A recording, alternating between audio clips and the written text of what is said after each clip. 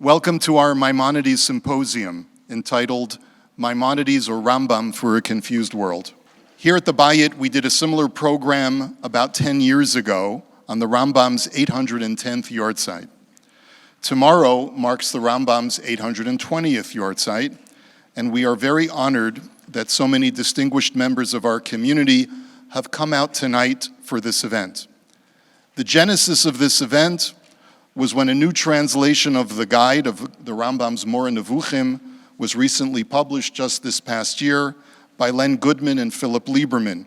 It made many of us realize that we need to contemporize our thoughts about the Rambam and help bring him more to the forefront of our thinking. But why do this, a symposium? I think there are several benefits, and among them are, we often think that medieval philosophy has little to offer us by way of guiding us forward in our lives within a modern or postmodern society.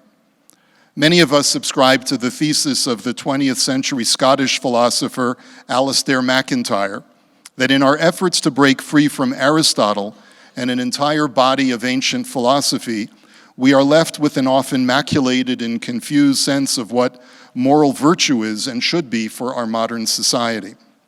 We are left with a polarized society today that debates basic issues of morality with a shrillness and smug certitude on both sides that often ignores the rational golden mean. Oftentimes, a return to the basics and the classics is a way of restoring sanity to an insane world. The Rambam offers this restoration. Sometimes people think that because the Rambam had an archaic and outdated view of science and nature, he has very little to offer us by way of philosophy, but that again would be a mistake. The second benefit, I think, of such a symposium is to highlight some of the unsung heroes and intellectual leaders of our community. We know who the rabbis and the rebbeim are, and their sundry contributions to the realm of Talmud Torah within our community and beyond. But we often overlook the contributions of Talmud Torah and the advancement of Judaic knowledge that is provided by the great Jewish minds in academia. Within our community, we are blessed to have true Yirei Shamayim, Orthodox Jews, who have also dedicated their lives to a greater understanding of very difficult concepts, and to what is called Lahachazir Ha'atara Liyoshana, restoring the crown to its original luster. We are fortunate to welcome 4 such scholars this evening, our speakers, Professors James Diamond, Kenneth Green, and Marc Herman, as well as our recipient of a Lifetime Achievement Award for his outstanding contribution to the Toronto Jewish community over decades of teaching, Professor David Novak. One of the benefits of tonight's event is to show our hakarat hatov to these outstanding scholars and teachers. Finally, we are living in a time when the yeshiva world and the academy are closer to each other than ever before. There are podcasts from Lakewood and Brooklyn, like Sfarim Chatter, blogs like the Sfarim blog, which are run by B'nai Torah from the finest yeshivot, but who are also truth seekers who realize that the only way to get a comprehensive picture of emes in Talmud Torah is to consult with and study the works of the great academics who shine a new light on various topics that are not highlighted in the traditional yeshiva curriculum. Our hope is that tonight's symposium contributes to that genre of study that is shaveh l'chol nefesh, that straddles both the walls of the Beit Midrash and the University Lecture Hall. Thank you to our generous sponsors, to the Schiff family, and to our anonymous sponsor, who are the generous sponsors of this evening's efforts, from the food to the audiovisual and to everything else. As well as thank you to all those who donated when registering for this event. Special thanks to Rabbi Baruch Friedman Cole for his assistance in planning this event, and a special thank you to Avital Sandler, Melanie Emanuel, and so many, Michelle London, and so many other members of our staff who put in a lot of work to make this evening happen. Please enjoy our speakers. Reference your program for tonight's schedule. We begin with our three scholars making individual presentations, starting with Professor Kenneth Green.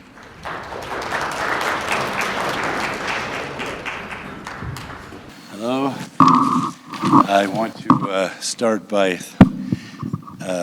acknowledging how delighted I am to be here to celebrate my longtime colleague and friend, David Novak, who's made such a great contribution to our community and to the university, to the world at large. Oh, not close enough, sorry. Hope you can hear. Well, I guess we'll talk more about that later as the event goes on. In particular, it's a pleasure for me to speak about Rambam in this community because in an Orthodox world, I don't really need to begin by trying to argue for his continued relevance. Everybody takes that for granted. But precisely because of that, I think that we mustn't forget, as we often do, how transformative he was. We must beware of taking his authority too much for granted. And what happens when we do that is that we tend to obscure how much he's given us.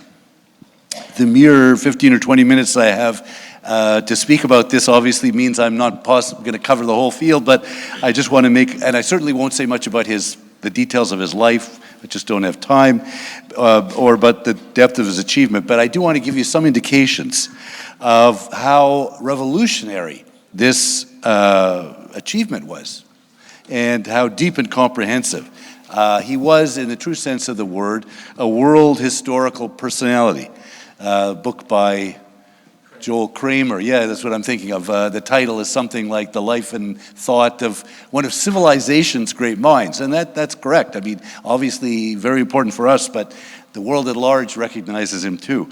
But he made huge changes, dramatic changes, and that's what I'm going to focus on. How did he transform Judaism? Now, I'm just going to focus on 7 features. That might seem like a lot, but it's an arbitrary number, I admit, but it's a number that he happened to like. He loved the number 7. He uses it through all his works, so I figured that's probably the right number to settle on. He was often criticized and rejected and attacked for many of the things that he did during his own life, never mind centuries following in the famous Maimonidean controversy, which broke out over several centuries. But during his own life, that didn't deter him. He faced mounting opposition, but he continued to speak and act prudently and judiciously. Let me turn to the first point, and this is the big one. He redefined what it means to believe in one God. The most essential aspect of that belief, which he focused on, and which in a way we all take for granted now, is that God is not a material being. He doesn't have a body. He doesn't have physical attributes. And indeed, he went so far as to say that believing that God has a body is heretical. Now, that contention brought plenty of blowback from some of the leading rabbis of his time. You might not think that now, but it certainly happened then. The most famous of those criticisms was issued by the Rabbad, or the Rabbit if you prefer, in his notes on the Mishnah Torah.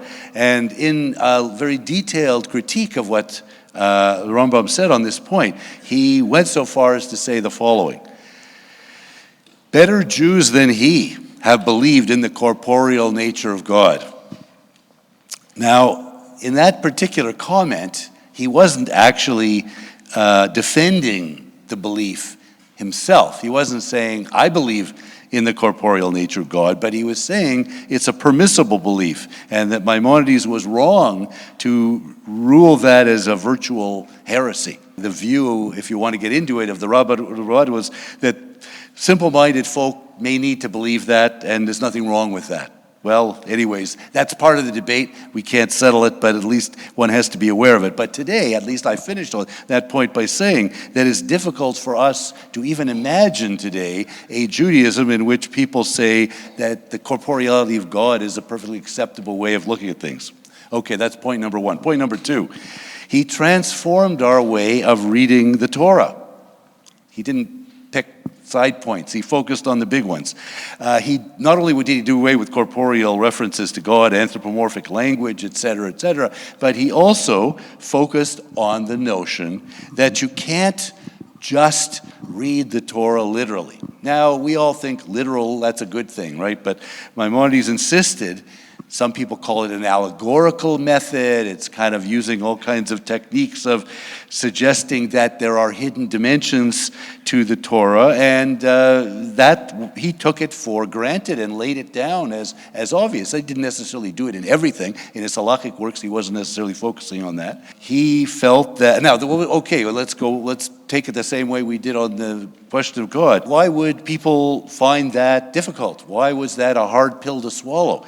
Well, because rabbinic critics said that you're basically, making a distinction between the inside and the outside. And you're saying that there's an outer shell and an inner core. And if we do that, aren't we doing the same thing as what Christianity does in its interpretation? And when they do, so what's the problem there? Because you can possibly then come to the conclusion that, well, really, what do we need the outer shell for? Let's just take the inner core, the inner message, and do away in particular with the thing that's so important to us as Jews, do away with the law. Now, Maimonides' response to that was nonsense. That was basically, he didn't really spend a lot of time trying to defend himself, but he basically insisted that we can't possibly interpret the Torah literally all the time because of questions of God's oneness and many other things. I mean, the most famous example, I guess we could say, is, in the Pesach Haggadah, we say from the Shemot, we just read, we're going to be reading in Shul soon, that he brought us out of Egypt with a mighty hand. Well, does that imply that he has a very big hand? Or do we all sort of nowadays just don't even think about it? Of course, that's metaphorical. But some people found that to be kind of offensive. Anyways, this debate, as with the previous one, goes on, although I think in some ways it's been pretty much settled in favor of the notion that the Torah has more than one layer. Point number 3. Also controversial, Maimonides defended the use and study of philosophy and science as entirely legitimate Jewish pursuits, as maybe even essential for properly understanding the Torah. And even though on some points he vigorously criticized the philosophers for things he thought they got wrong, the most famous one, of course, being the debate between creation and eternity, he didn't think that really was the crucial point. The point is that we need this, and we need wisdom from wherever it comes. This was a famous statement of his in the commentary on the called the 8 chapters. His principle was, you accept the truth from whatever source it comes. So we're not interested whether it's from philosophy or science or whatever, even another religion if it's true. So that's the question. That's the challenge he puts to us. We have to now think about what's true and what's false. And in that sense, he wanted to argue that study of the Torah is not quintessentially different from study of things like philosophy and science, in the sense that it's also a search for truth. Point number 4. This is kind of a bit more complicated, but try to make it simple. Maimonides' views on the afterlife. Well, he spent a lot of time talking about the immortality of the soul, and he certainly focused on that. But as most of us probably know, that isn't the belief that the tradition tends to put as much stress on. The stress is put on the resurrection of the body. And of course, Rambam recognized that, and he put it into his 13 principles. Of course, it's the last one. But other people, noticing the kind of frequency with which he discussed one topic and more or less ignored or was silent about the other, accused him of not really believing in it. And he had to write a whole defense of himself, the letter on resurrection, in which he affirmed that he did believe that at the end of days, the resurrection of the body is part of our belief. But there is no question that the immortality of the soul was to him a more, what I would say important, or a more central belief. And again, this was part of that Maimonidean controversy I mentioned, which went on for a very long time after it. Okay, point number 5. Maimonides the Rambam engaged in a pursuit in study of the Torah that some people considered superfluous, other people considered dangerous. What's that? After all I've said so far, you'd think that he was already doing things that got him into lots of trouble. And I mean, I'm referring here in particular to the question of what we call Tamei Mitzvot, the reasons for the commandments. He gave almost all of his works, sometimes more, sometimes less, discussion about, important discussion of what he thought the commandments for. Why are we observing this? Why are we doing this particular deed?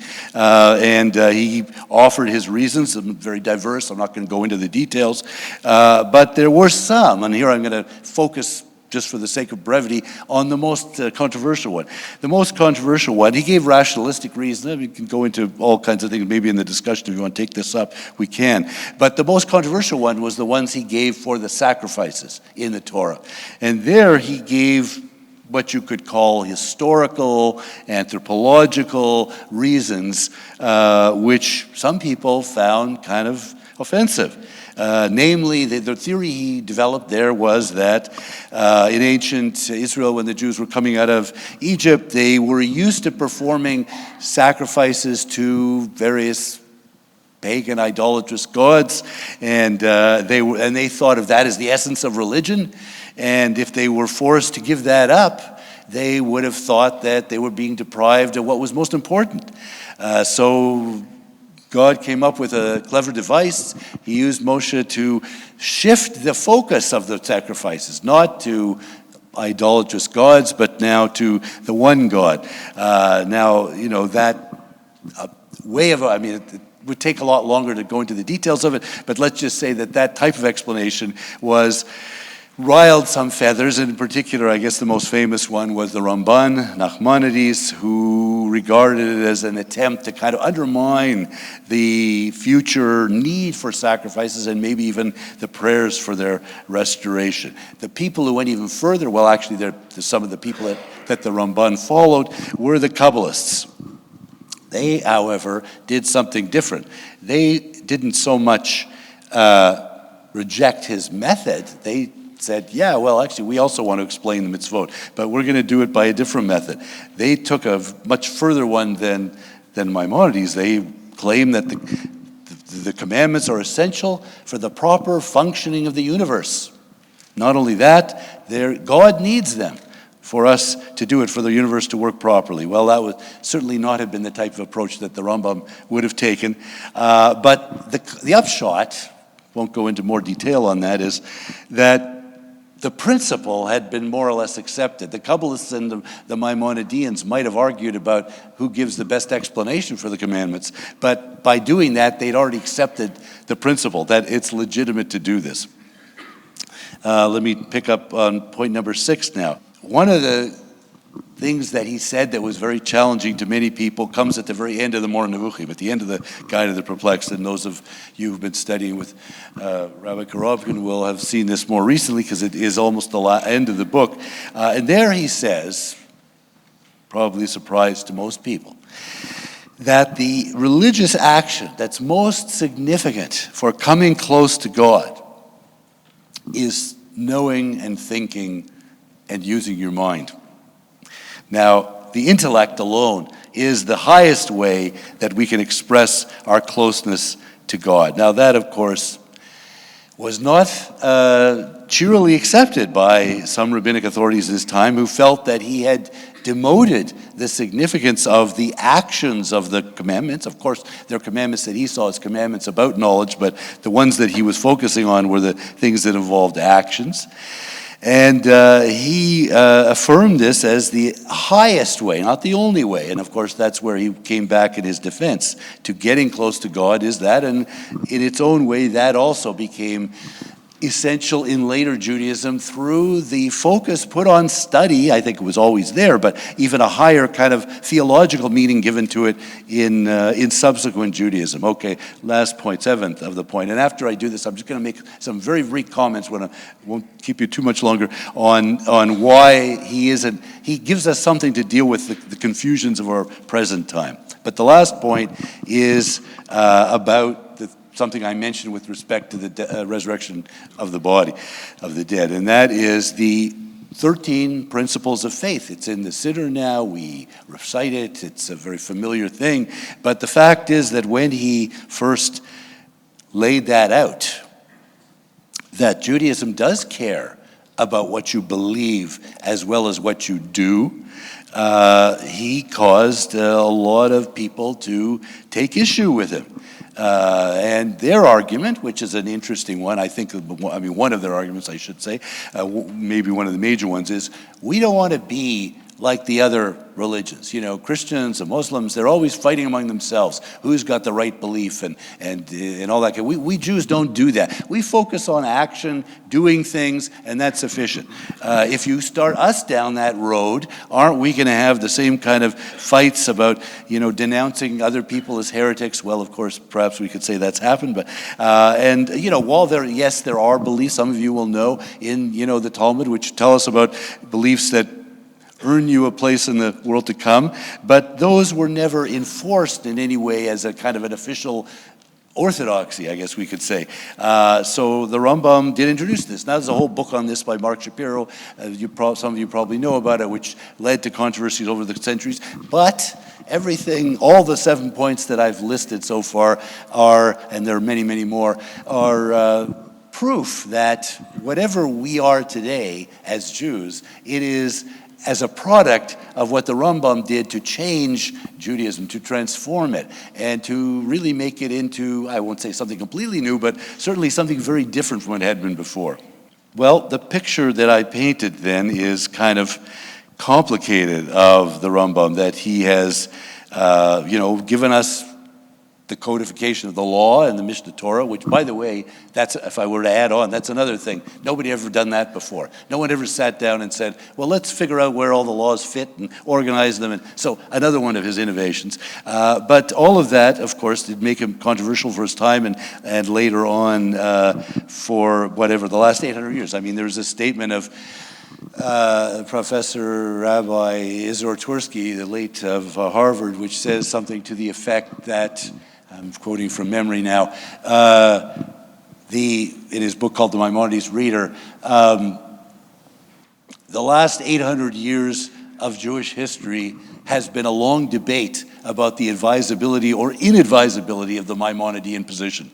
Lots to think about. I'll leave it at that, but let me just mention, just to finish off, because the rabbi has the title of this event focused on the notion that Rambam can say something to us in troubled and confused times, and I think that's actually very much correct. Certainly, one of the things one should add before I go, I know when I said I wouldn't say much about biography, but we have to at least add this, that he did not live, you wouldn't know this from the works that he produced, but he did not live a quiet, scholarly life in the equivalent of an ivory tower. He spent a lot of his life running from one country to another until he finally settled down in Egypt. So he knew about Tzuras, he knew about Jewish experience in troubled times. From Spain, from Morocco, from the land of Israel, he had to escape ultimately to Egypt, where at that point Jews could live more or less left alone. But he did, I think, from that life, and you'd have to read his biography to appreciate the extent of it, many other things too. But I think from that life he learned certain lessons which he taught all of us, which we can learn from his work. So I'm going to suggest to you, just as a finishing point, two things that we can take from him, which I think are his wise instruction to his fellow Jews even today. First of all, first point, Jews have to stick to their fundamental principles, the fundamental principles of their faith and their identity, in the broadest sense of those terms, in the face of the challenges of history.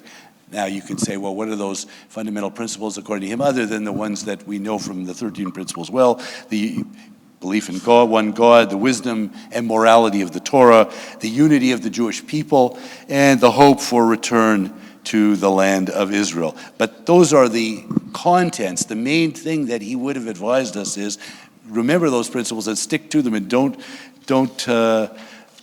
weaken about them, because there's so many pressures throughout history that we've had on one or the other, where we've had to been people wanted us to give up this or give up that, and we didn't. And that's a clue to a kind of dignified way of enduring whatever troubles we are facing.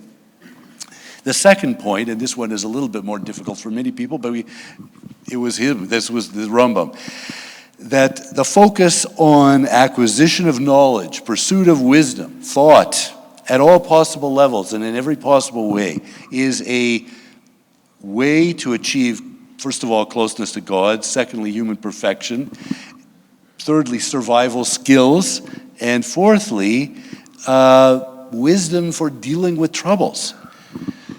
So knowledge helps. It really does give us keys to how to live our lives and how to endure and how to deal with troubles that we have to face. So the last question I'd ask is, do these directions work? Do they still work? Did they ever work? Well, I think that they worked for him, and I think that they also proved very helpful to generations of Jews who have looked to him intellectually, spiritually, and studied his works. And the works encapsulate that wisdom that he taught us. So I think my version of his advice for our times is we can't do much better than imitate his example and let his wisdom continue to instruct us. Thank you very much.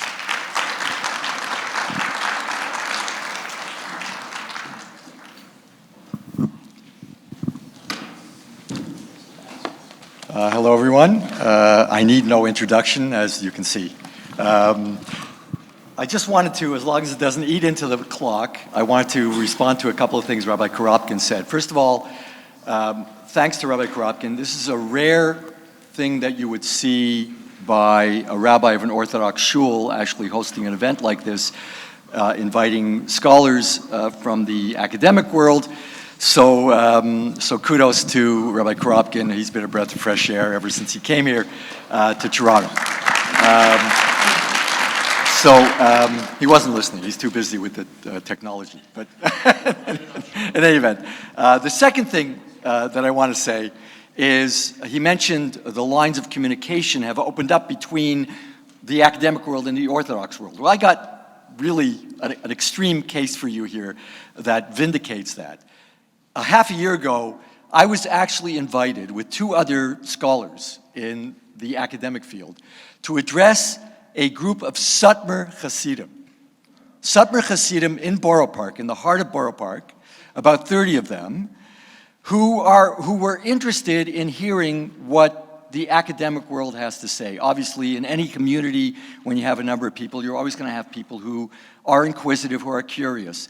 So that's just a phenomena that actually happened in my recent history.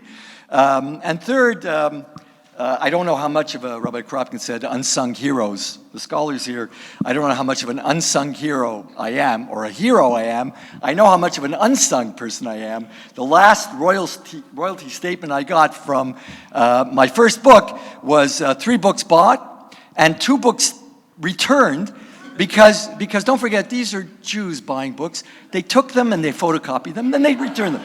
Anyways, okay. Now, it's a great honor, by the way, also for me to appear with great scholars, Kenneth Green, and a new scholar in town, the next generation, a leading scholar, leading up-and-coming scholar. He's already come, Marc Herman. And of course, in the presence of they call it Dr. Vater, my doctoral supervisor, Dr. Novak, who it's impossible really to stand here in his presence and somehow say I know anything, but I'll try. You have here sources, and I'm going to talk about Mashiach. The reason I decided, I had a whole bunch of topics I was going to talk about, so my clock is starting now. So, and I was deciding on all kinds of things. My wife nixed them all. And then when I came to this, she said, you can't talk about that. Nobody cares about that. Okay. Is Mashiach. And so it is a very important topic, obviously. My question is, why in the world did the Rambam, and in the world is important, place the culminating piece of his legal code, his comprehensive legal code, with a totally non-halachic concept. It has really no halachic implications, right? What is it doing in there? And you can compare it to what came much later that it has become the authoritative code of law, to one extent or another, the Shulchan Aruch, which has none of that. It has none of that. It starts with what you do when you wake up in the morning and what you do all your life, what you do in terms of halacha. So why did the Rambam decide to end with this? So the other reason I chose this topic is what's going on now. Whenever something happens in the world that is turmoil, conflict, war, people come up to me and say, it's Mashiach's time. Well, I got news for them. It is precisely not the time for the Rambam. And I'll explain that now. That when the world is in turmoil, and when the world seems going down the drain, that's precisely not the time that it's coming. Because you will know when it's coming. This is the point, and it follows up on what Professor Green ended up with knowledge.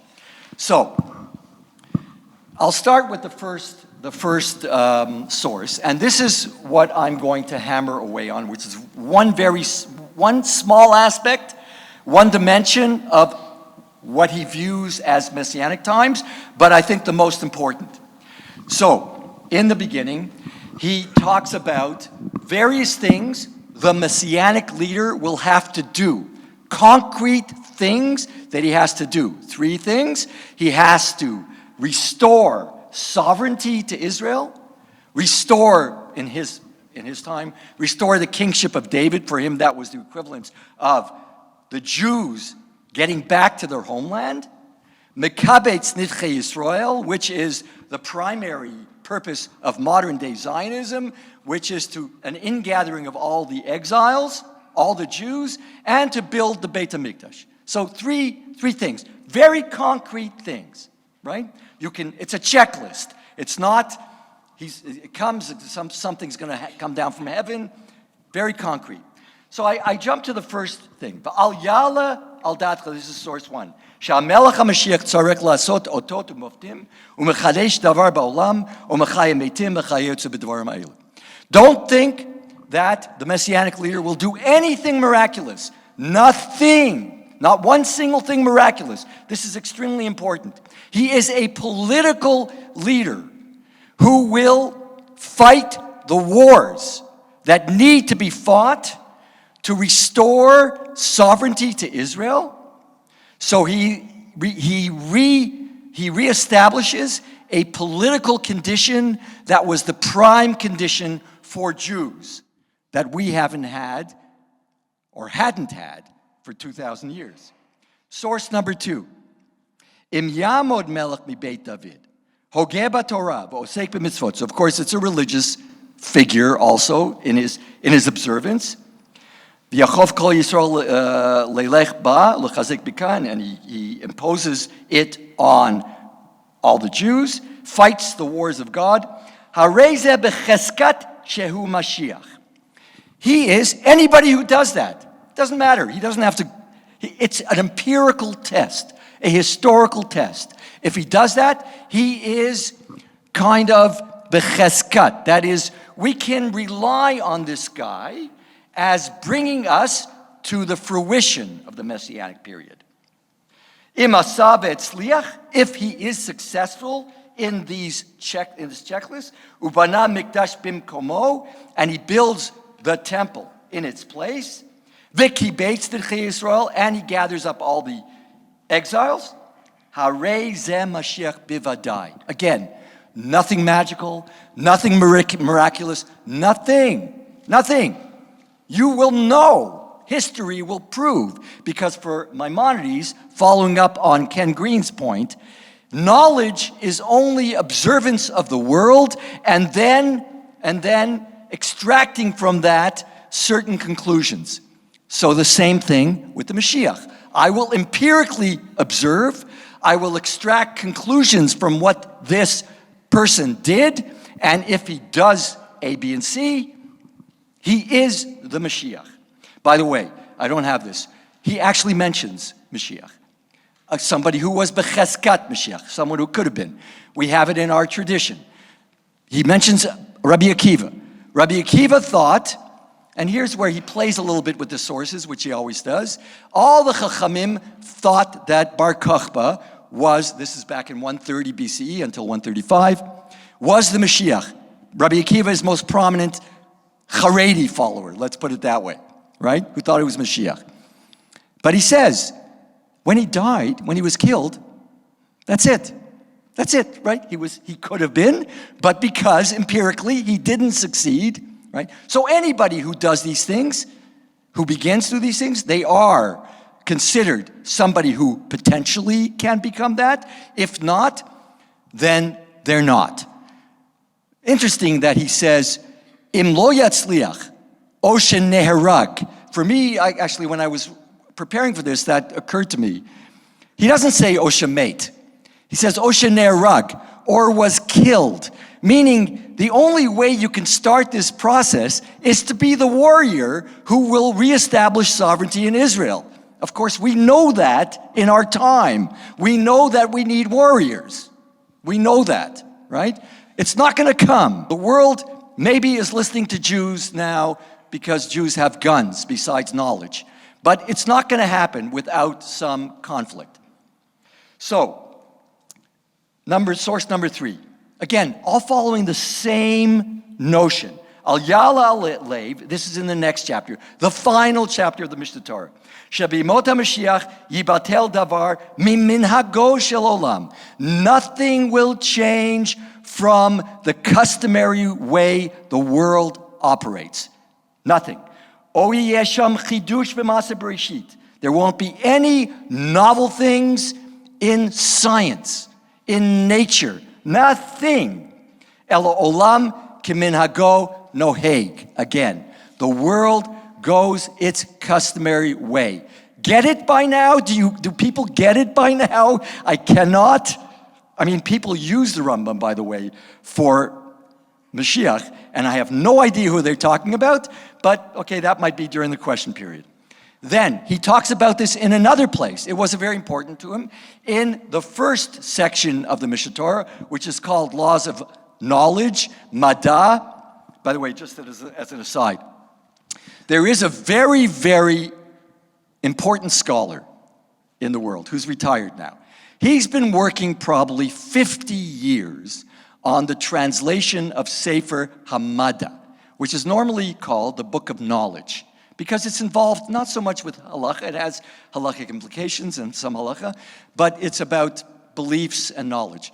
So I once met him, and he still has not come out with it. So I once met him. His name is Professor Septimus.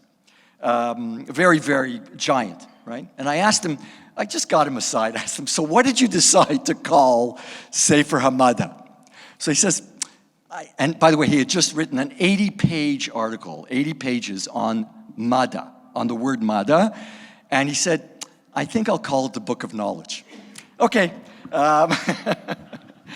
In any event, source 4. Aval Yemot HaMashiach hu ha'olam hazeh, v'olam kimenago holech. Again, the world goes its customary way. And here, Ela hamalchut talzor l'Yisrael. That is independent sovereignty. Forget about kingship. Okay, kingship. Let's take kingship in our modern times as reestablishing a independent Jewish national entity, right? And so he says, B'kfar amru chachamim harishonim. He's playing a little bit here with the sources again. Ein bein olam hazeh. There's no distinction between olam hazeh, limot HaMashiach, and the days of the Messiah. Ela shibud malchiyot belvad. Except sovereignty will return to Israel. Those of you who know a bit of Gemara, the idea of Mashiach is all over the place. There is no single opinion. The Rambam is a bit playing when he says Chachamim Harishonim. He means there is one guy, Shmuel, who actually espoused this position, in contrary to many other positions that see all kinds of miraculous things happen, all kinds of things. So for him, it's politics, and it goes very well together with the first source I give you, that is the person who will not perform any miracles in order to bring about the Messianic period, of course, cannot bring about a period that will be fraught with miraculous events. That's not what he's about. That's not what he's about. Next, again, he reiterates it. So, if you look at the laws of repentance, so he actually returns to this in the Hilchot Tshuva, and he says, Kol hatovot shemitnabim bahem hanaviim liYisrael. All the benefits that prophets talked about that will eventually arrive for the benefit of Jews, einan ela ledvarim shebaguf. They're only about actual material, concrete, physical things. Shenanin ba Yisrael limot HaMashiach bizman shetashuv hamemshala liYisrael. When sovereignty returns to Israel. Right? Hatova shalorata ota ein navi v'lo ra'ata ol Elohim asa. So, again, he's reiterated this so many times. So I think I've kind of conveyed the idea of what is at the core of the Messianic period is the idea of what is the relationship between God and the world. It's important to place this at the end of his code because he thinks, at least the way I see it, that the entire code that went before, all the halachot, all the mitzvot, operate on this idea. And I'll explain in a minute why that is. On the idea that we live in a world that goes its customary way. We live in a world that goes according to nature, and therefore, if this is a world that was created by God, the only means we have to arrive at any kind of knowledge of God is what's in front of us. And that can only be not a miraculous world, but a world that is governed by rules, by science, by discoveries. And that's why I think this is so important for him to end off with this. So, one of the things that I think is the problem, that has led to a lot of problems, is this waiting idea. The problem is, and I think Ken mentioned this, the animamins. The problem is that the animamins, that everybody might be familiar with in the Siddur, they crept into the Siddur around the 16th century. They were not written by the Rambam. They're not the Rambam at all, actually. They're loosely based on the Rambam, right? And so the Mashiach one, fal pi shehit mamea im kol ze achakelo b'chol yom sheyovo. So everybody reads this as I'm waiting. Therefore, there's this passive idea, quietist idea, which is the reason, by the way, many of the Haredim, probably most of the Hasidic leaders in Eastern Europe were against Zionism because they thought it actually violated, right? I won't have time to get into what they thought it violated, but even the Rambam's principle. But there's much more that goes into the Rambam's principle. Chaka, by the way, does not mean simply waiting.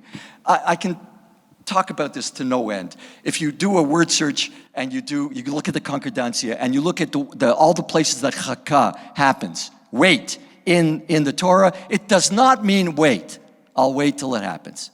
I'll wait and it's going to happen. It can't. It's impossible according to the Rambam. How would it happen if you waited? How would a Messianic leader come? How would a Messianic leader accomplish the things if people didn't join him? How would the sovereignty of Israel happen? How would the Beis Hamikdash be built without the contractors? It would not happen. It cannot happen. And you have those opinions in the Gemara. Like Beis Hamikdash might come out of heaven. All kinds of things. Human nature would change. So let me, and by the way, he has this in his 13 principles, but I want to get, because I'm probably running out of time, I want to get to why this is so important. again, I think I've mentioned a little bit about why it's so important, is if you go back, and so this is source 7. I go back to the very, very beginning. Source 7 is the end of the Messianic, the very, very last thing he says. At that time, lo yeh eiseh kol olam, ela ladat et Hashem bilvad. Knowledge. Go back to Ken's last point. That is, what the Messianic leader does is to provide the perfect environment in which Jews and then ultimately the world will be able to cultivate knowledge. Because in exile, he says in the Moreh Nevuchim, in the Guide of the Perplexed, exile is a condition which is not conducive to thinking clearly. Jews have been subjected to oppression. You can't think all that clearly. People have done it, but not with ultimate clarity. When you're oppressed, when you have no time to sit and write, when you're spending all your day catering to the powers that be so you can gain favor with them, the whole thing that the Messiah is about that. Creating a political environment that is most opportune so that you can pursue the things that we need always to pursue. And so I go back to source 9, which is the very beginning. The symmetry is beautiful. The Rambam was anything but unsystematic or kind of zerfleugend all over the place. It matches up, the end matches up with the very beginning, and the beginning is what launches the entire code, and the end is what brackets it, and everything in between is about those two things. And by the way, just like the end is not something you'll find in the Shulchan Aruch, the beginning is also not something you'll find in the Shulchan Aruch. You won't find this in any code of law that I know of. Right? So, Yesod ha-Yesodot, v'amud ha-Chachmot, I highlighted the letters, you can see what Rambam wasn't a big fan of Gematria or Notricon, but I think here he certainly planned this out. Leida sheyesham matzui rishon, before he even gets to the first mitzvah. This is a code of law, which is in the 6th paragraph. This is a general proposition. It's not a Jewish Yesod, it's not a Jewish Chachma. The pillar is Leida Sheyesham Matsui Rishon. That's something we can talk about later. First cause, and then 2.2. Sorry, 2.2 is so. Then he goes on to say, you can know the existence of God. How do you perform the next 2 mitzvot, which are love of God and awe of God? That's source 10. B'shah sheyitbonen ha'adam b'ma'asav u'bruav ha'nifla'im ha'gdolim v'yireh mihen chachmato she'ein la'erech v'lo kates miyadhu ohev u'shabeach. This cannot happen if the world does not go its customary way. Right? It cannot happen. Love of God and fear or awe of God cannot possibly happen because it requires an understanding of the world. And if the world has no rules, if the world doesn't operate according to certain rules, we of course are always discovering, and we can discover it until infinity because it was an infinite creator that created this world. But we can never know what the creator is about if it's just everything's a miracle. So, when you go back to the Messianic period, and the ultimate goal, to know the world, he ends with a verse, the world will be filled with the knowledge of God, like the rivers flowing to the sea. Throughout the world, of course there'll be peace. What he means is peace and comfort comes automatically when everybody's involved in the same enterprise. When everybody is involved in the same enterprise, which is this project to know God, and the project, the substrate, the object of that knowledge is the creation, that's what happens. So let me go back to one other source before I finish. When he's talking about the Mashiach. He says, don't bother wasting your time on all the agadot, all the things that the Chachamim talk about and argue about. Is it going to be this? Is it going to be that? Is the sun going to die out? Is the mikvah? Don't bother about that, because the details, he says, the details are not an ikar. What is an ikar is what I told you. The idea of this. If it's an aim, if it's a goal, it wouldn't be much good if it's an aim or a goal if you couldn't achieve it. If you're waiting for something, what difference does it make? What? So who cares if it's an aim or a goal? It has nothing to do with me. If you're waiting for something, it's going to come. It's going to come. So in that, he says, when he says that, he says the following. He says that don't bother with that, with all those details. There's no definitive conclusion you can come to, arrive at, through the psukim, through the verses, because they're up for grabs.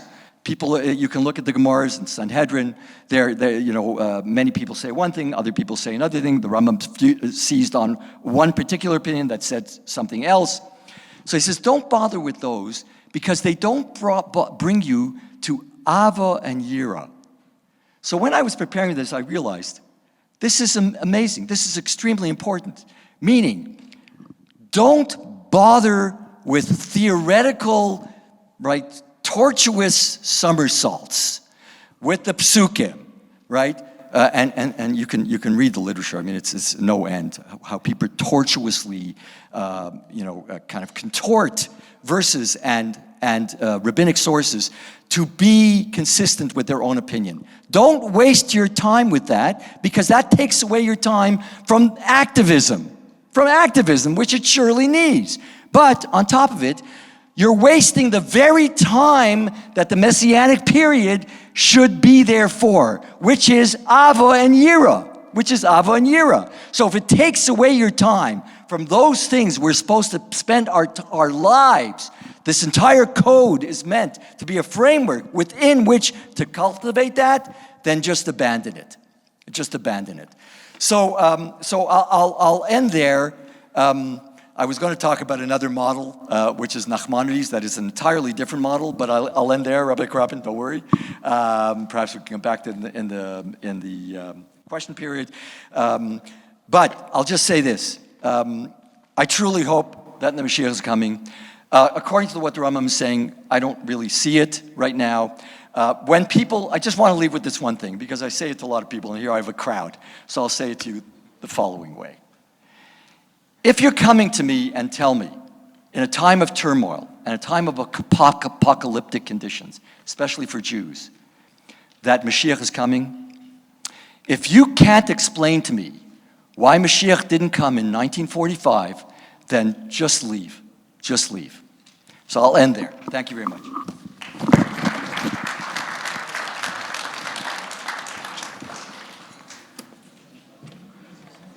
I'm Marc Herman. I am a relatively new faculty member at York University and a proud member of the Bayit. I'm a little bit, first of all, I would like to obviously thank Rabbi Karapkin and everyone else who was involved in the logistics tonight. This is a special opportunity, not just because it is the Rambam's yahrzeit, also to honor our honoree, who really needs no introduction, but we have all certainly learned a great deal from and hope to continue to do so for many, many years. I'm in a little bit of a disadvantage tonight vis-a-vis my colleagues and co-panelists, because they are all philosophers, and they can tell you why the Rambam's philosophy is relevant or irrelevant or how it matters and developed. I am just a historian. And for that reason, I can't really tell you exactly why the Rambam is relevant in every one of our doings, but I want to share with you some interesting and I think helpful ideas that maybe we can draw some models from without being too self-confident exactly. And that is the following. I've been involved for a number of months, maybe even years, in a project that it pertains to documents like this. And this, we don't have many of them, but we do have a few. This is a draft of the Mishnah Torah that survives in the Cairo Geniza. And I think it should be obvious to everyone why we are looking at a draft and not a final copy, because it is clear that whoever wrote this, and this is the Rambam's very distinctive own hand, when the Rambam wrote this, in his very quick cursive Hebrew script that he used for personal documents, not only did he write the text, but he also added and corrected many, many things to this text. And when you compare this passage, the text that is very difficult to read here, with a standard printed edition or any other manuscript version of Hilchot Schirut, you will see that the text itself reflects not obviously the initial one here, but the changes on the side. And this text is unique because we don't have a lot of drafts from the Rambam, but we do have a lot of texts like this, this is the largest Maimonidean text from his own hand. Scholars like to call this an autograph. This is the Rambam's own personal copy of the commentary on the Mishnah, the Perush HaMishnah, which he finished around 1168. But when we say finished, when we look at this text, we realize that the world is a little more complicated. This text may have been finished, but it was certainly continuously corrected by the author himself, right? Nobody else in the world would dare to do this to the Rambam's handwriting, I hope, and it's certainly the case, because these additional notes on the side, these crossouts, this big giant X, could only have come from none other than the Rambam himself. So when we look at texts like this, we realize many, many things, and much can be learned from this material. But one of the things is that when we say the work was finished in 1168, we don't actually mean that it was finished in 1168. What we mean is that at one point it stopped, he stopped writing it, and he continued to correct it, but it continued to be edited throughout the Rambam's lifetime up until 1204 when he passed away. So this is the kind of material that I'm mostly interested at the moment in, undergoing all sorts of studying of this kind of stuff. Now, when it comes to the commentary in the Mishnah, we're very lucky because we have this text, right? Anyone who opens the standard commentary on the Mishnah, it's printed in the Talmud, it's in standalone editions. It's, hopefully you can get a text like this, the best text, the text that left the author's hand. But we have very, very few Maimonidean texts that actually are as directly from the author as this one. And I want to show you one example of the kind of work that we can do in light of systematic study of the Rambam, and in light of systematic study of the manuscripts that survive from the Rambam or from the copies of these very texts. So I just want to show you one example that I think has some broader ramifications. This pertains not to anything that is particularly relevant to any of us today, I think, but rather to something that is totally irrelevant, namely the laws pertaining to the Nazirite, right? The Nazir in the 6th chapter of Sefer B'Midbar is forbidden from many actions that are spelled out in the psukim themselves, right? And if this were a smaller crowd, I would ask someone to read this, but I'll do it myself, right? This is just from Sefer B'Midbar, chapter 6. Speak to the children of Israel, saying, when either a man or woman pronounces a Nazirite vow to separate to the Lord, he or she shall abstain from wine and strong drink, nor eat moist grapes or dried.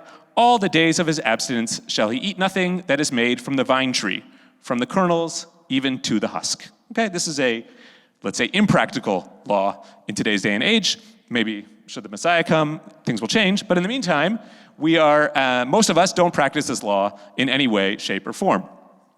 But for somebody like the Rambam, who was interested not only in the comprehensiveness of the law, but also in figuring out how many laws there are, and namely among the 613 mitzvot that he counted, the question arises here, how many mitzvot do you count?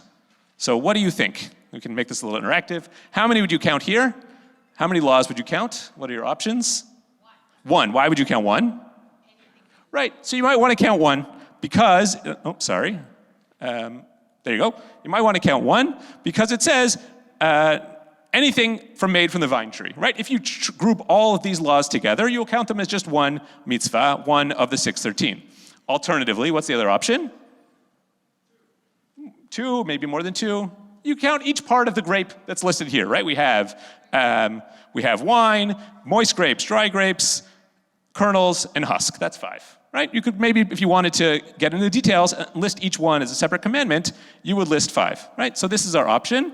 Either this is one overarching commandment based on don't eat anything from the vine, or 5 different discrete commandments that are each named in the verses themselves. Okay, so these are our options sort of conceptually.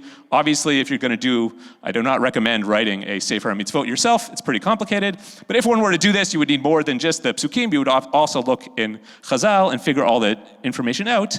But this is sort of the beginning of our process. Now, when we look in the Rishonim, the first readers of the Rambam's work, we find some very interesting comments about this very topic. Okay, right, so first of all, before we get there, this is how it seems like in our texts we have 5 commandments. This on the right is what the Rambam seems to do, right? 5 different commandments. But when we look in the medieval texts, we find something very interesting. And this is from the Ramban, Nachmanides, who was also mentioned in the previous talk. So he writes as follows.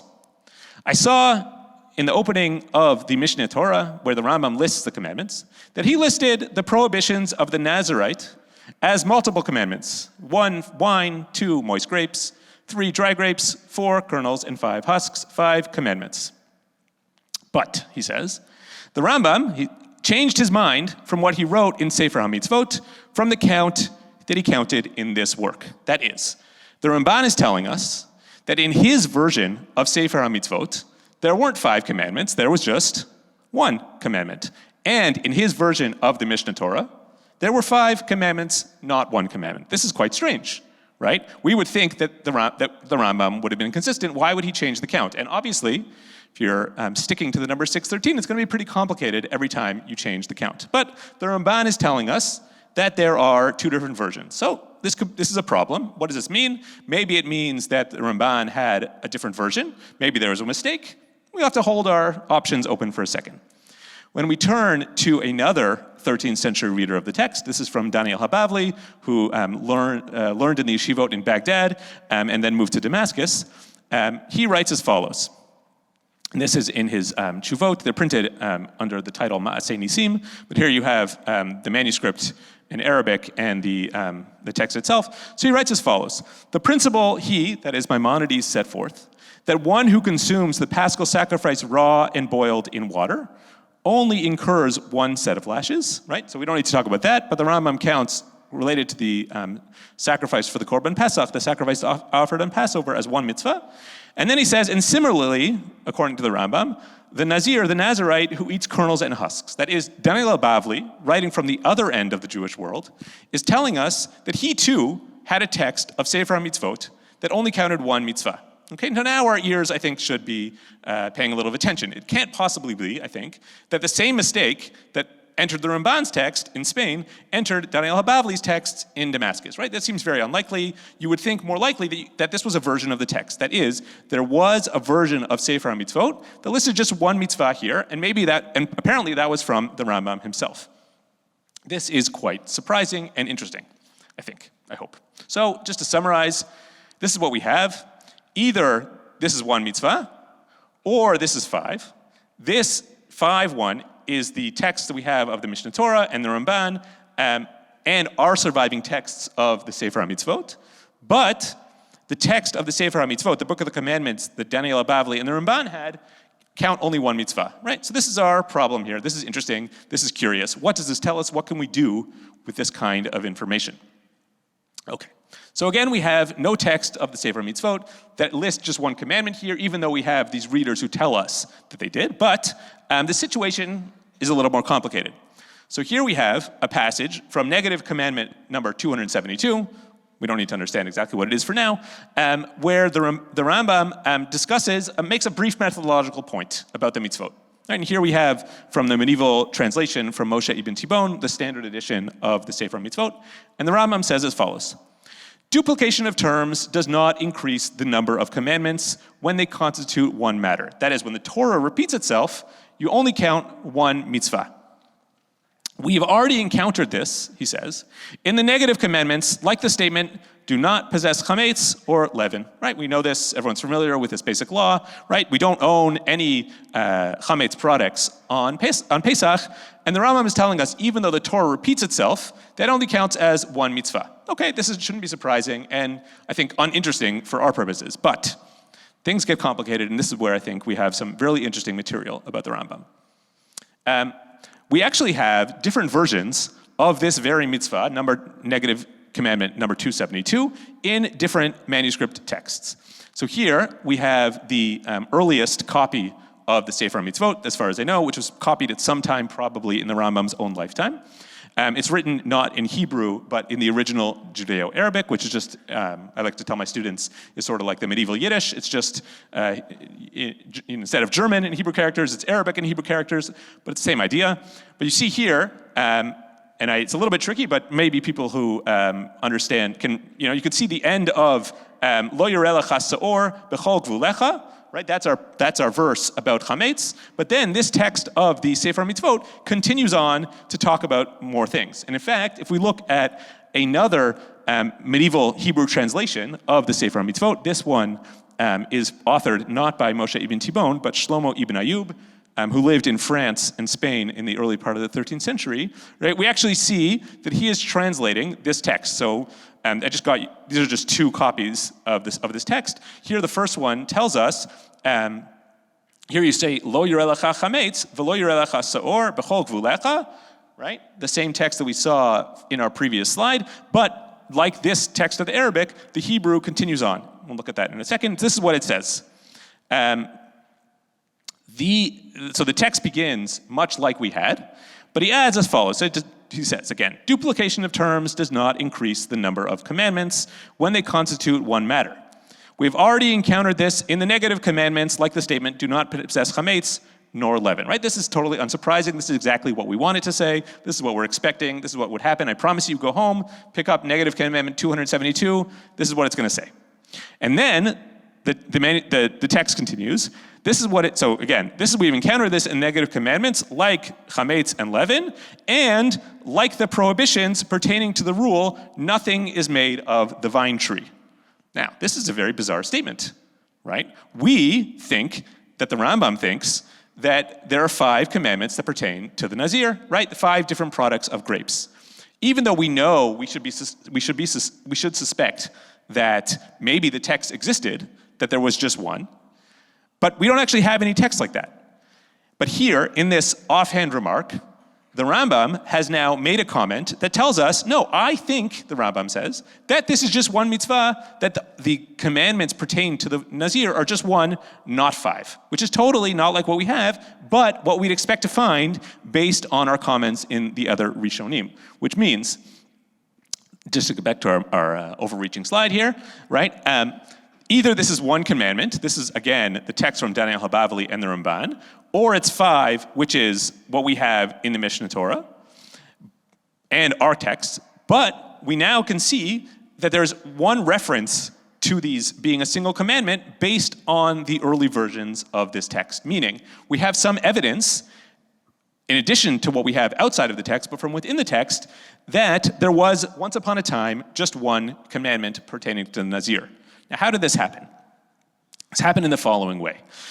As I think anyone who's written anything in the past knows that when you're writing, sometimes you change your mind. And when you go back and you change your mind, you're most likely to change your reference in the most direct discussion of the matter. And perhaps you will forget, for the short period of time, for a long period of time, who knows, the references that you made to that old position that you used to hold.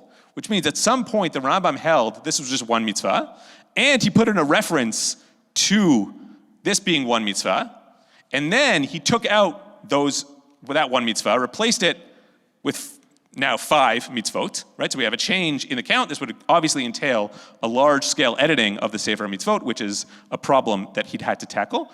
But for a short period of time, he left in this one text that tells us this is what I used to think, right? So in light of this, just to wrap up, this is just one example, I think, of a much larger phenomenon and what we can find if we look at these texts very, very carefully, right? The Rambam was a dynamic thinker.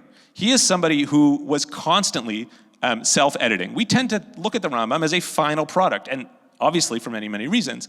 But the Rambam also, and because he's so well preserved, we have so much about him, text like this that we see on the screen, we can tell much about this figure and the way he continuously rethought and reconsidered his own views very carefully and with much time. And sort of by poking holes a little bit, we can begin to unravel the process through which he thought, edited, wrote, and worked and all this. So this is just one example, just the tip of the iceberg, really, of a much larger discussion that can be found on sort of piecing these ideas together. I wanted to share it with you. Hopefully, as I mentioned, there are some broader lessons we can take and understand a little bit more about this still very, very celebrated figure. So thank you very much, and we'll continue.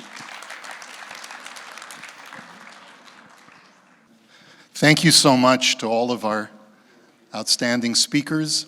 And it's at this time that we would like to begin our presentation to Dr. David Novak. To that end, we welcome Dr. Novak's congregational rabbi from Sharei Shamayim, Rabbi Sam Taylor.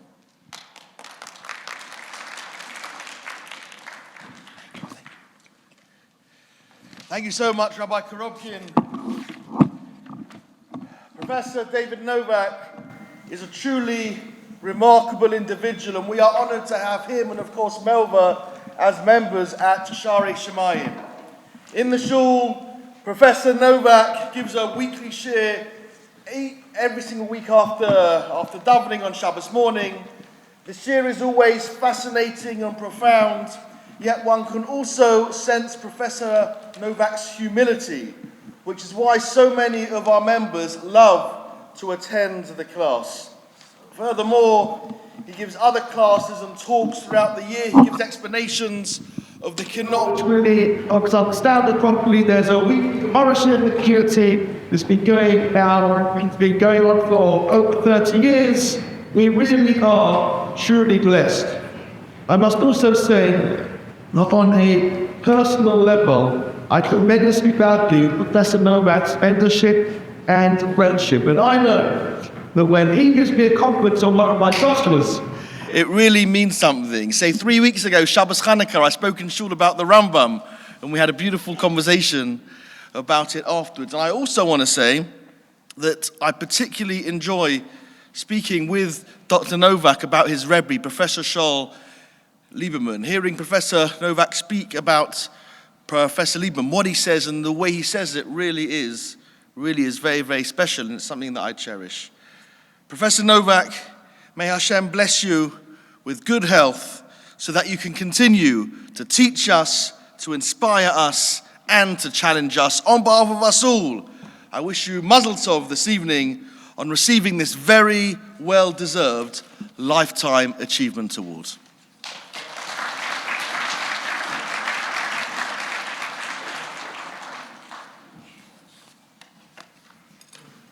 I'm Baruch Friedman Cole. I'm not being introduced. But I want to say that, as we know, today is day 470 of the hostages. Many of us share all kinds of prayers and hopes and uncertainty about the future. But in a letter found in the Cairo Geniza, we find that a very young Maimonides, he was about 30 at the time, makes an appeal to various Jewish communities regarding the shvuyim, the captives. May our God release their bonds, and asks people to donate as much as possible for that purpose. So I want to link what's going on in the world and in the Jewish world to Rambam, and with the hopes that we too will be able to see Pidyon Shvuyim, and please God, many or most should be living.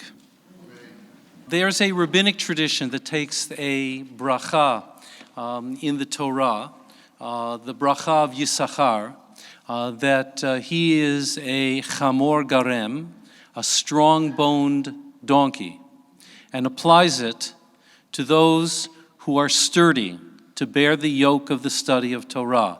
Sovel al Torah kachamor chazak shematinim oto masao kaved. He's loaded with books and with learning. And the Gemara recommends that one should seek to carry a lot of weight. Rashi in Megillah says that a person should be like a basket, capable of holding many books. Kisal shemeleu svarim, well stocked with knowledge and the capacity to handle it with intelligence. And Rabbi Novak carries this, but he bears it with the lightness of being and with humility. And I want to say that he's been supported in this by his life partner, Melva. And Melva, David is going to come up here, but would you please stand for a moment?